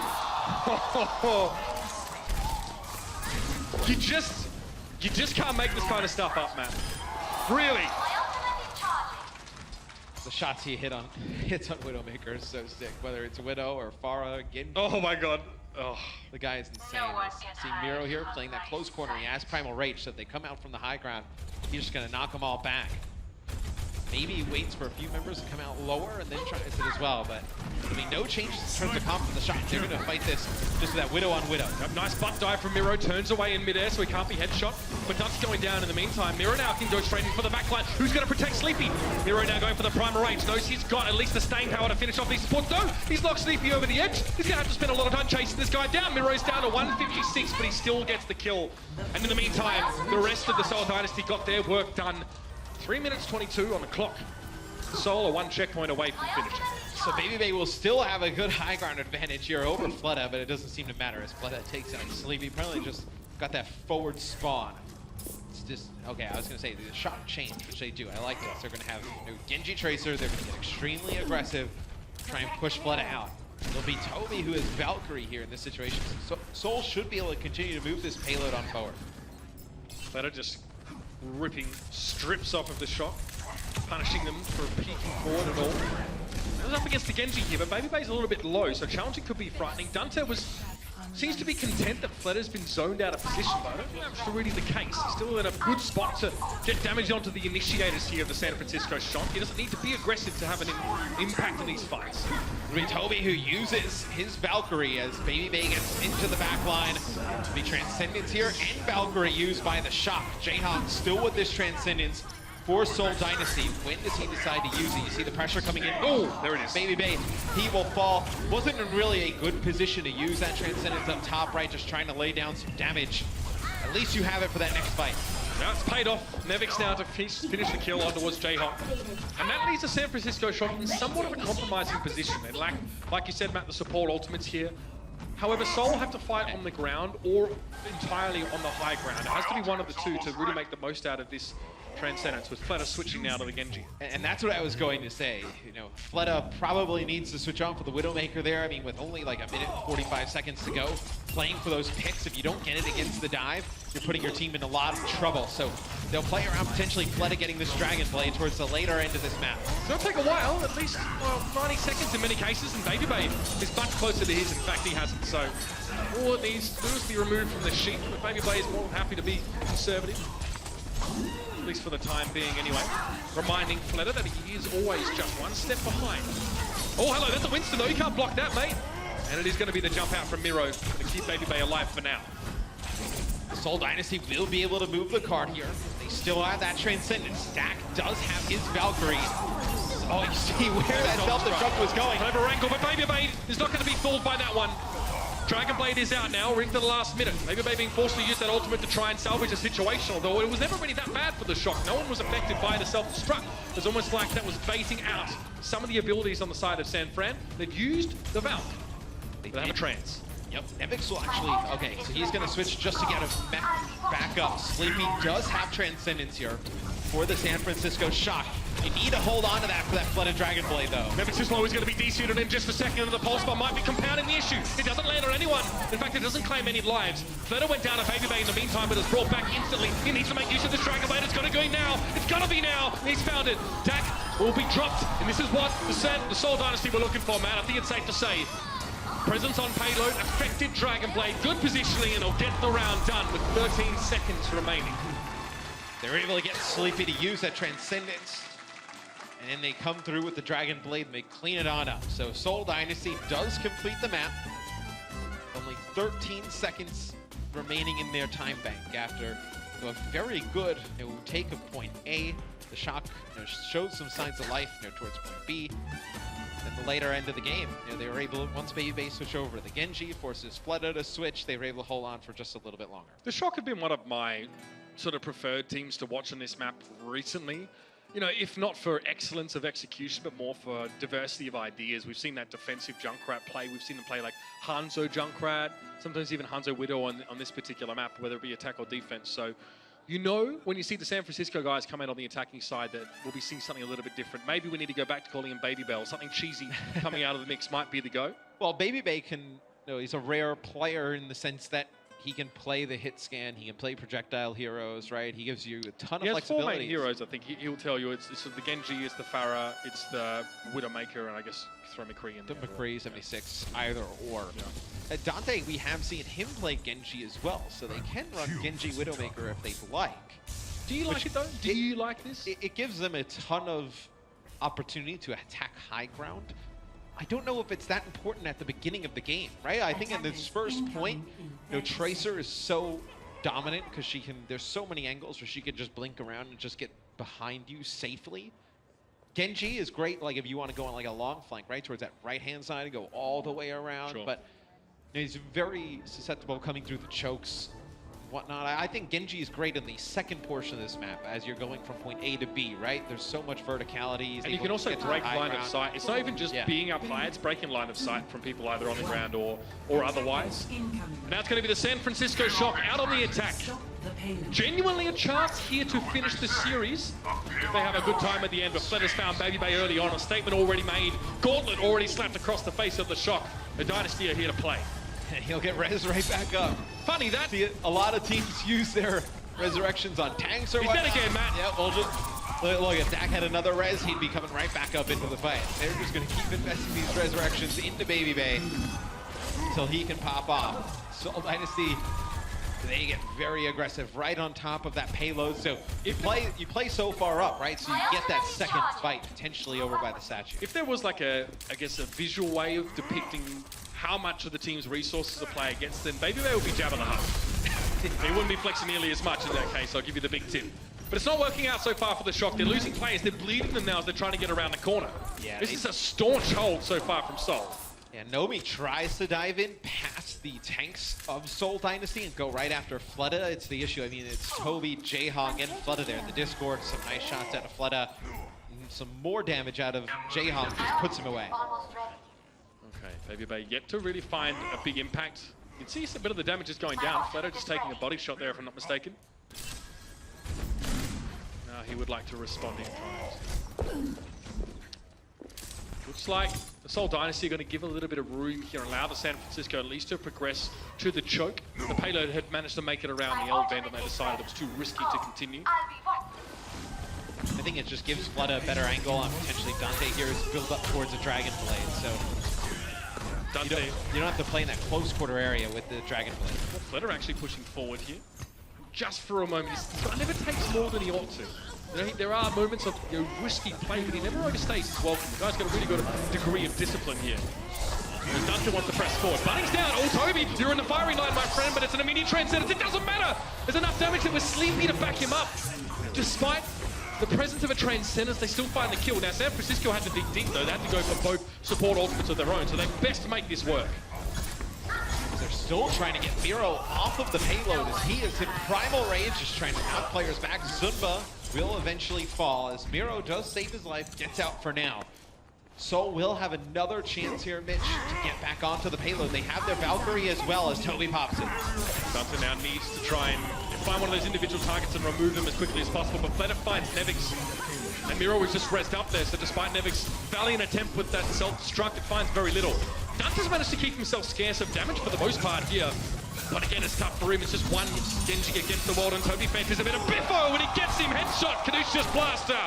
Dante down, and Baby Bay is hitting more body shots than the swimsuit calendar right now, Matt. It's not been working on this Widow. And they're able to keep that fight going because Miro does a nice job after his primal rage, not staying on the cart too long, getting back to the rest of the team, then engaging again. You're actually able to get 2 reses off there instead of just the 1, right? You would have res Miro, everybody else would have been still coming off a spawn. So they're able to get those 2 quick reses, 1 on a Miro, 1 on a Bunny, keep that fight going. Dragonblade. Dante, if his confidence isn't shattered yet, it would be good for him to go for that ultimate now in this fight. The Shock have exhausted all the rest of their resources to try and make... Oh, no! Oh, there's no worse way to have that punctuated by Dante getting shot in the face as he tries to go for the Dragonblade. However, San Francisco is still pressuring forward. It's Zunba down. Fleta now just trying to find a safe spot, but he doesn't really have the sidelines, especially not with the bubble thrown in the way.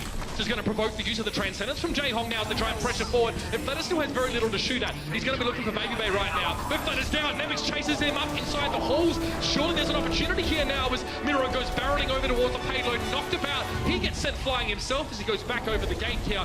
And Solar bought so much time, they've got themselves so far ahead here, but the San Francisco Shock aren't giving up just yet. Well, there's so much healing that Toby's able to get another Valkyrie here, but the Shock forced Seoul Dynasty off of the point. And Seoul will now have to back up as see if the Shock can push on forward, get some stragglers. But for a second there, it looked like Seoul was thinking about engaging it again. Toby's up on the archway, he has his Valkyrie, they opt to back out. Despite that, the Shock have still been given an opportunity to actually set up in more advanced positions here. I believe Dante has spotted Jaehong out towards the side and they're currently dueling on the courtyard. He's backed away, so not overly notable, not worth worrying about too much. Dante returns now to the fold and has a pulse bomb. Look at Soul just wrap around the corner. They're backing away from Baby Bay. And now, in fact, they'll probably be more inclined to stay out of sight with Infrasight being employed by Baby Bay.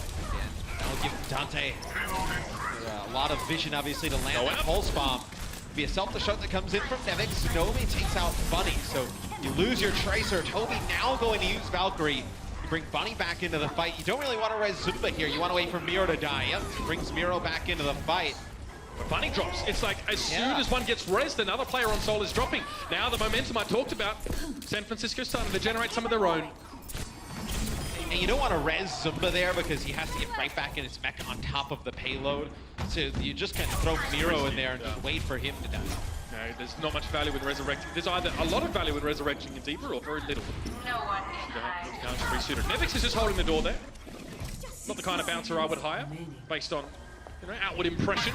But that is the strong silent type. Both support ults here for the Shocks. They have a good chance of taking this. It'll be Dak using his Valkyrie. He needs to be careful though. Fleta coming on the flank as Widowmaker has the infrared sight up. Okay, well, it's like a dual Cyclone vacuum cleaner with both of those Transcendences being used. But the result is Fleta falling early. Dante's managed to fight. Again, Dante's doing such a great job. Then that supplementary DPS player working around Baby Bay. Silver's trying to stay away. It's SMG time. And that's Jaehong falling down. Once again, Nevix is just in every kill. Every kill feed entry has his name all over it. And now, minute 51. So the Shock do have a lead, but they need to finish this last stage rather rapidly. Baby Bay switches over to Genji. So no more Widowmaker here for the San Francisco Shock. They're going to go full dive to try and finish this one off. Baby Bay is tempting fate right now. And yeah, Zumba's going to drop down on top of him. There wasn't enough defense matrix for Nevix to keep him alive. Self-destruct, that gets rid of Sleepy, who was trying to play passively out the backside. Nicely placed. And that should be enough. Soul just employ that one ultimate. They'll win that team fight pretty comfortably. Staggering Nevix will be the next step, but I think he'll just head for the heals. This next fight, the Shock are going to have to open up with a first pick. They're going to have to force Toby to use Valkyrie because you're very far away from your own. I mean, Dak at 60%. Off chance he gets it in this next fight, right? I mean, maybe you're able to heal Nomi, who takes a ton of damage jumping in. get that Valkyrie, but it's really important they try and get one of these important first picks. Force that Valkyrie out from Toad. Bunny being pursued now. Pushed away at least by Dante, but none of the DPS players on the Shock are actually going very deep right now. You see them more peel-oriented. Fletter's gone down though, perhaps he overstayed his welcome. Bunny's going to hope to try and even the Ledger with a well-placed pulse bomb here, and that's the Valkyrie you were looking for, Matt. Fletter is back, but at the cost of the ultimate, Nomi's down. Nice connection for Bunny, and he might be looking for more here. Fletter dies for the second time though, and he's brought back for the second time. Yeah, Dak has his Valkyrie, so he's going to be able to res these deaths up for the Shock. You get Dante back up, you get Nomi in the fight as well. Sleepy with a Transcendence, he's forced to use it. Fleta has that Dragon Blade, no support ults now for the Shock. 24 seconds and Jaehong goes for the trance just a little bit later to keep his active longer in the fight. Dragon Blade, Sleepy, look out! The man, his eyes are shut, but he's not sleeping this time. Fleta makes it real. Just the one kill with that Dragon Blade, but now Fleta's up on the payload. A little bit low, and Nevix just runs on into him there like a rugby player with a score to settle. Punch to the face, Baby Bay's claimed. Demiro's just trying to keep the payload stalled out here. He's going to prime a rage, and that's a bad sign for the Shock. The Dynasty have everything they need to keep this one going, to stall out, to wait for reinforcements who are going to be much closer indeed. Self-destruct. Nomi's going to respect this, trying to break line of sight behind the trailer. Pulse bomb dropped as well, but Nomi's still there. He's hanging on. Barrier thrown down. Bionic Field also employed to try and keep the Shock up and healthy, but it's only Dante and Dak right now. And I think the 2Ds are going to struggle to keep themselves close enough to this one. A Lucio and a Tracer, that's all they got to work with. Overtime, Baby Bay throws himself into the mix. Desperation is not going to be enough, though, for the San Francisco Shock. And there's a smile on the face for Jaehong, as they know they pushed this one to a map fight. They do hold on there in the end. It was forcing that Transcendence out of Sleepy, allowing Fleta to get two with his Dragon Blade. Baby pops his blade at the same time, but as he goes in towards the payload to try and pick people up, Seoul Dynasty just goes right around him for the backline, uses the dash, not able to get back to get anything. Either the Seoul Dynasty is not playing up to their potential, or the Shock is really lifting. I kind of feel like the latter is the case here. We've seen some great individual plays on both sides, and there's no better way to finish this map, man, than with a fifth and final map. The Overwatch League is brought to you by Intel, the official computer processor of the Overwatch League. T-Mobile, America's best unlimited network. And by Omen by HP, the official PC and display of the Overwatch League.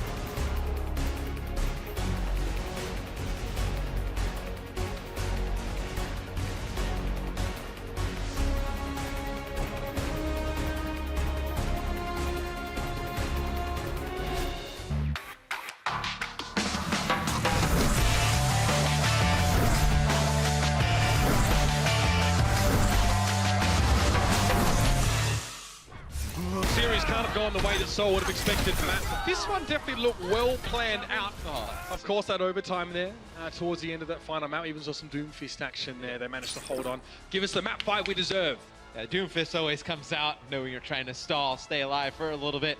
It obviously provides great just self-sustain, right? Instant removal as well. Instant just bursting people down, right? And then also you gain the shields when you connect with a lot of his abilities. As we see the series now tied up, as we go into a Game 5, I don't think anyone would have predicted this coming into today. No, especially considering this was kind of the situation Seoul were trying to avert. But, they tweeted out, they said, jokingly, haha, all to plan. No, but seriously, they're looking to really work on a couple of things coming back into the next stage. And now, remember, for the San Francisco Shock, they have very little to lose here. They've come up against some quality opponents. Bear in mind, they've beaten the Boston Uprising, among others, this season. So they would love, just for themselves, to prove that they can do this. They do have a ton to gain, though. I mean, a great send-off of your stage 1 for the San Francisco Shock would be to beat Seoul Dynasty here. Just kind of prove to yourself how much they've developed as a team, right? How much they've improved.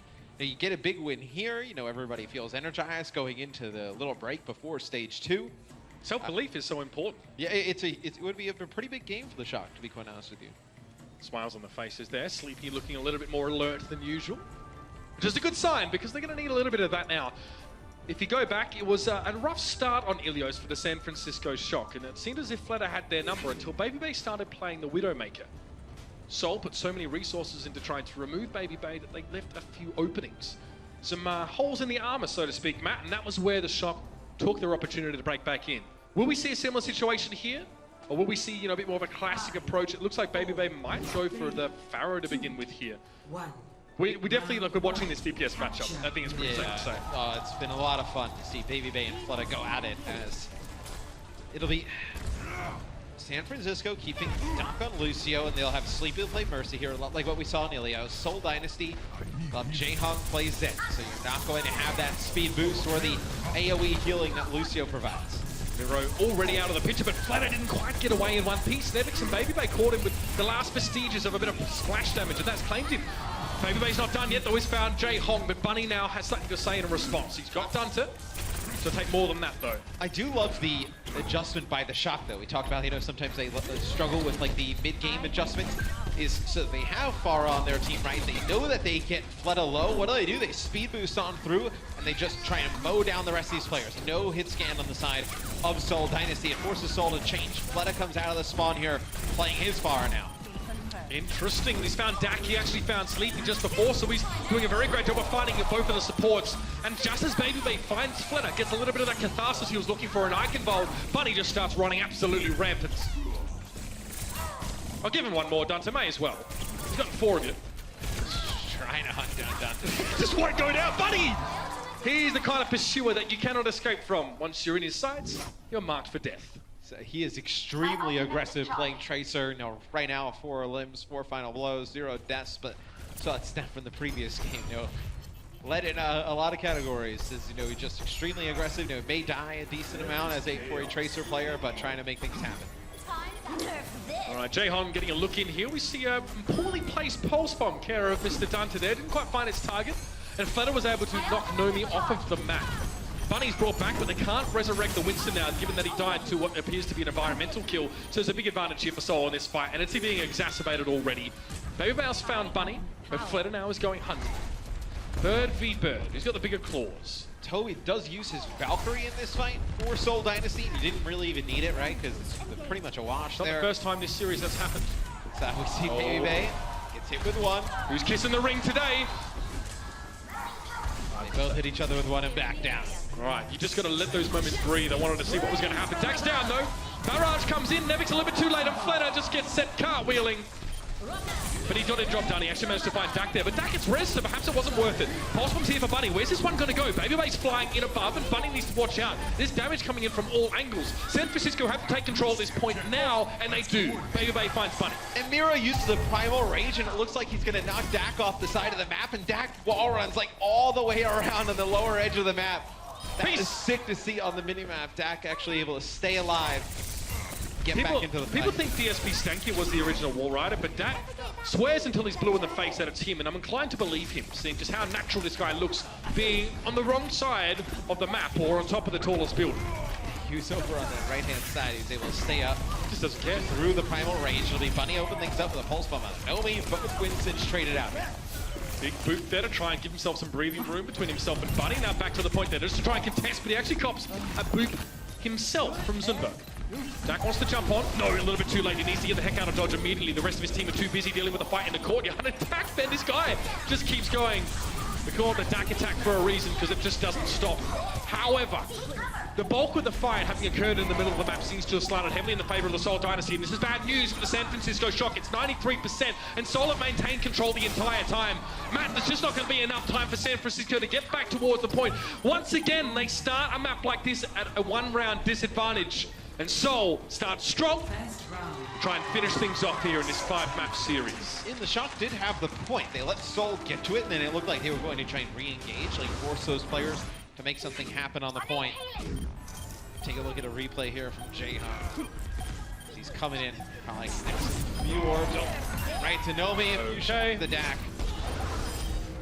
So impressive to see what he can do on Zenyatta. So Zenyatta's have become real big damage dealers here in the Overwatch League. They have. But the days of Jaehyung being the undisputed king of Zenyatta and Ana, or that flex tank role in general, may be over.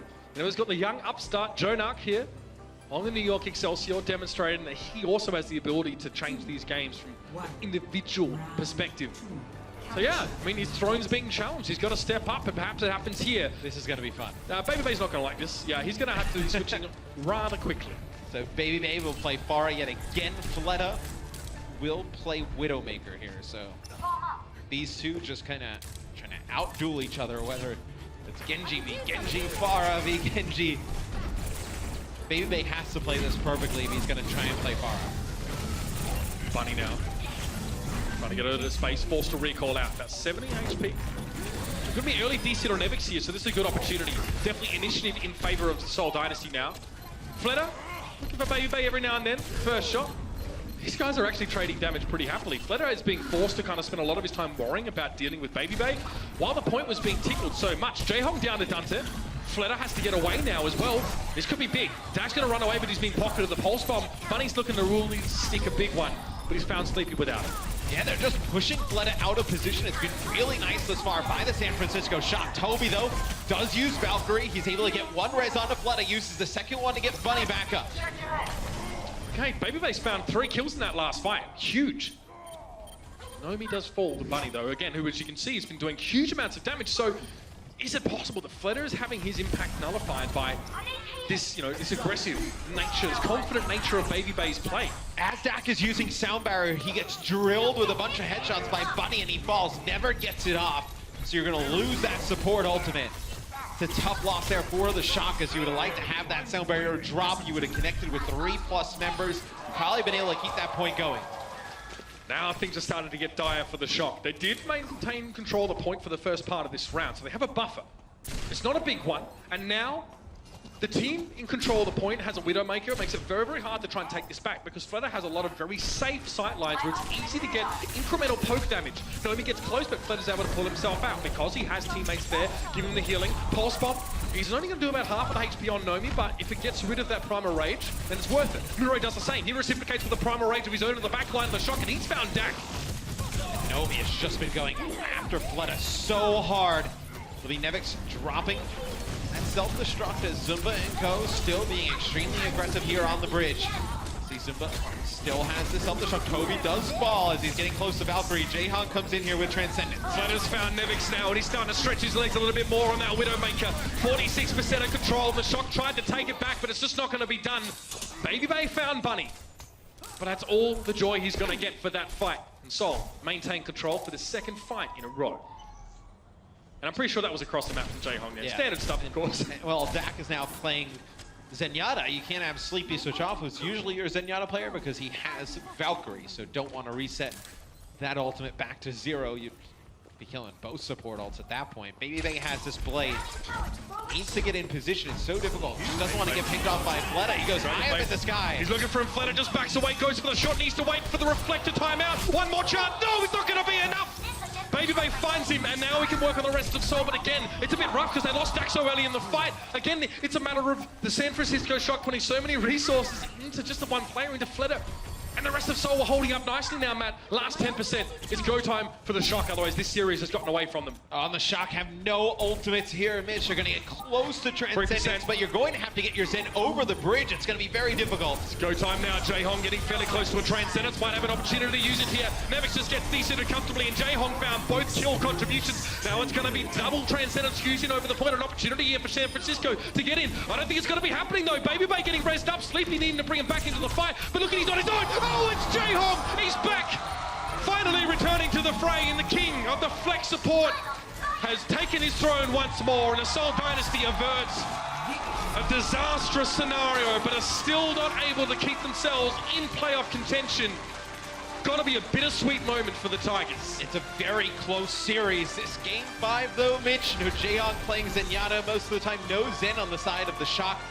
You lose out in the 15 eliminations, the 9 final blows that Jaehong gave Seoul. No eliminations from either of the supports. One actually for Dak, so you get one support kill on the side of the Shock. It's a huge disparity.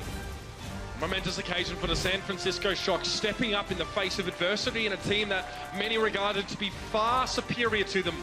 What a challenge, and these guys have got spunked. They're a plucky bunch, of course, and San Francisco is represented by some lads with some real fire in them. There's no doubt about it. Seoul proved to be the better team today, but the San Francisco Shock achieved their goal. They struck a lethal blow, preventing Seoul from making it into those playoffs, and that's going to hurt.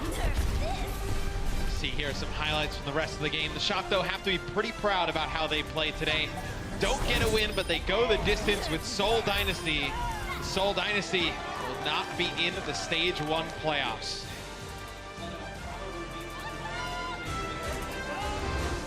The Overwatch League is brought to you by T-Mobile, America's best unlimited network. Omened by HP, the official PC and display of the Overwatch League. And by Intel, the official computer processor of the Overwatch League.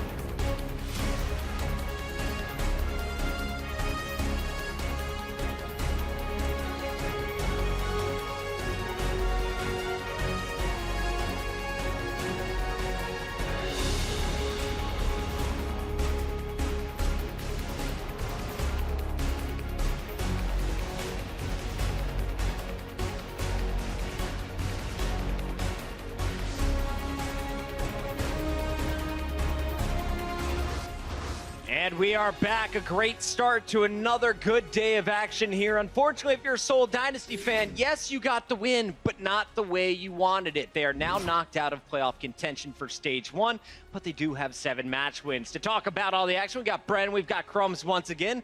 And Bren, you have been cranky Uncle Bren all day long. You were upset at the end of our first half, and coming into Game 3, you became slowly more and more aggressive here on the desk. Talk us through some of your problems. Okay, so I'm going to come out and straight up say I think Ryu Jae-hong is the problem. That's what I firmly believe from watching these games. I feel like he is the issue, and there's a slight outlier in that. Map 5, we saw him popping off a little bit, but in general, I mean, I'm going to come out and say it. Crumbs, you got anything to add to this? Yeah. Where are you getting? Tell me why. All right, straight up. I'm going to throw out some statistics, right? Here we are on Ilios. I mean, Shock end up taking this one despite the fact that Seoul win this first round. And I firmly believe this is entirely because Seoul Dynasty were basically chucking this strategy where they try and focus down Baby Bay, throwing it at the wall, seeing if it's stuck, and not really adapting it throughout the entire game. And all San Francisco Shock had to do was consistently put pressure on Ryu Jae-hong like this, like picking him off. He had 11 deaths this game, 3 of them from Baby Bay, 5 of them from Dante, basically just getting focused on the entire game by the DPS. And then you might argue there's a disconnect between the tanks and the support backline. That's the reason he's dying so often. However, it's not just that. The ult usage as well has been absolutely atrocious, right, between Seoul Dynasty. This is something that I'd never expect to be saying in the Overwatch League, to be honest. This is one of the teams that's always been consistently performing well, and here they have not. However, to say that Jae-hong is the sole problem, I think is a bit too much already. Sure, he has a lot of... I think the flanks is his thing. The ults are his thing, but the coordination as a team, you can't put that on him. Okay, maybe not, but he is supposed to be the main caller, right? Sure. He's supposed to be the main caller, the elder sort of in this team, the guy who's like a focal point. You're laughing, but I'm just sitting here quiet, letting angry friend go off. Seriously, this is the truth. This guy is supposed to be the foundation for this team. So you're saying the other 5 are just brain dead? I don't speak Korean. I'm not listening to the comms, so I don't know what's going on exactly in that regard. But I'm going to be saying that he's one of the biggest issues here for this team right now, and that's evident because we thought it was because when they subbed out the supports, when they put Guido in place of him, Guido and Toby, they were losing games. We were like, what the heck is going on here? However, Crumbs, take it away. So this one is definitely everyone's mistake, right? This looks like, oh, crazy. They're throwing every ult. They must be fighting an invisible opponent. No, there's actually nobody there. They just decided to blow the panic ultimate from Jae-hong, responding to Dante, and then immediately Toby pops out the ultimate. I mean, you see that they have 4 points to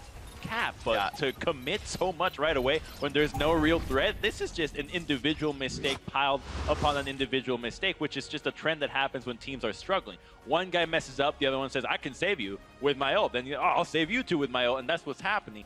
Jae-hong might be the initial domino, but I think the entire team can take responsibility for the involved. Hey, Brett, guess what? Jae-hong also helped him get a win in game number 4. Let's roll the highlights as we catch up here. Dorada was map number 4. Seoul needed this to take it to a tiebreaker. Fleta continues to impress. The Widowmaker was used for the majority of this game, but I felt like the supports were doing a much better job for Seoul Dynasty. You're still shaking your head.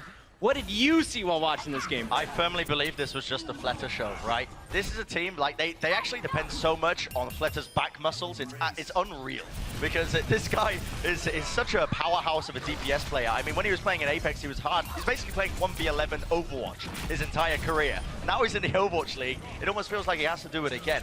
And I mean, yes, the support play did improve on map 4, but I still believe that the only reason they won that was because Fleta was consistently winning these 1v1s against Baby Bay, which is the star player for Shock. So I actually think that might be a really strong point. The fact that Fleta's been playing almost like this 1v11 game his whole life, and it feels like to enable him means that the team might have to take a step back. It actually ends up happening, right? You're more used to a certain situation, so you're used to having to always carry, and so it's going to be harder to integrate your teamwork into a team rather, because you're going to have to hold back some of those, okay, I know that if I were to not count on my teammates, I wouldn't go for these kinds of moves, and that just springboards everybody to do their own thing. So I think it's just a big compounding of issues that are happening, and Jae-hong as the captain is obviously going to be zeroed in as the issue. Right, yeah. And I suppose now the argument is to be made that it's not entirely fair to blame it all on Ryu Jae-hong. You're just now realizing that. I guess that's fair. I'm getting a little bit emotional up in here. And Seoul did do things better in map 5, right? They turn things around significantly. So if we run the highlights for this, we can start to see now exactly what I'm talking about with this, because Shock came in with the exact same playstyle as they did for Ilios, but this time Seoul did adapt to it. They were playing around their backlines a lot more, and they were performing on a much better level, really, as well. And I think the key here as well is that Bunny was really turning up for his team on the Tracer. Well, you have to remember as well, on this match, the pressure's off. You've already failed to qualify, so you might as well just play normal, play more relaxed, and that ends up resulting in a much better place up for a lot of teams. It's not just the Seoul Dynasty that's affected by this. I really believe that a lot of these teams get hyped up so much that they get caught up in the grandiose scheme that we plan out for them, and they get all up in their heads, and now when pressure is on, they just don't know how to respond. Especially a championship winning team, you start taking losses, it's a lot harder to deal with a loss. Winning is easy, but handling losses is way harder. And one of the things I'm worried about now for the San Francisco Shock is you lost another big Game 5 opportunity, and you pulled out a Lucio for both rounds. It didn't work in either of the rounds, and Fleta picked you apart. And speaking of Fleta, he is our player of the match, sponsored by Omen by HP. You look at Seoul, it wasn't an amazing day, but they definitely had some incredible highlights, and Fleta was making montages for us. Yeah, absolutely. I mean, throughout the entire game, I mentioned it briefly, but this guy is the hard carry in my mind when it comes to the Overwatch League. An absolute superstar of a player. You know, he plays a variety of roles, but he plays them on such a high level that, boy, it feels like whenever he's in the game, everyone's struggling to shut this guy down. Like we mentioned it, 1v11, that's been his playstyle throughout almost his entire Overwatch career before he was on Seoul Dynasty. Now he's in this team, and he's just performing equally as well. I mean, the Shock having to take on Fleta is the real Baby Bay challenge, as he had to go Pharah v Pharah every single time, Widow v Widow, and you can just see his stats here on the Widowmaker, 15% critical, which doesn't seem a whole lot, but when you play so much Widowmaker, when you can achieve this level of consistency, it gets to be quite impressive. Yeah, 26 final blows, not a bad job done by the sniper in this game. It had to go to a Game 5, but it's Seoul Dynasty that walks away with the victory, and they improved to 7-3 overall after their 10 matches in Stage 1. That's going to be good enough to put them in the top half of the group, but we still have plenty more matches to watch. And up next, we got a big challenge now. We talked about Seoul's chances of making it into the playoffs. They had to be perfect. The same thing goes for our next team. The Valiant face off against the Dragons, and they can't afford dropping a single match. Don't go anywhere.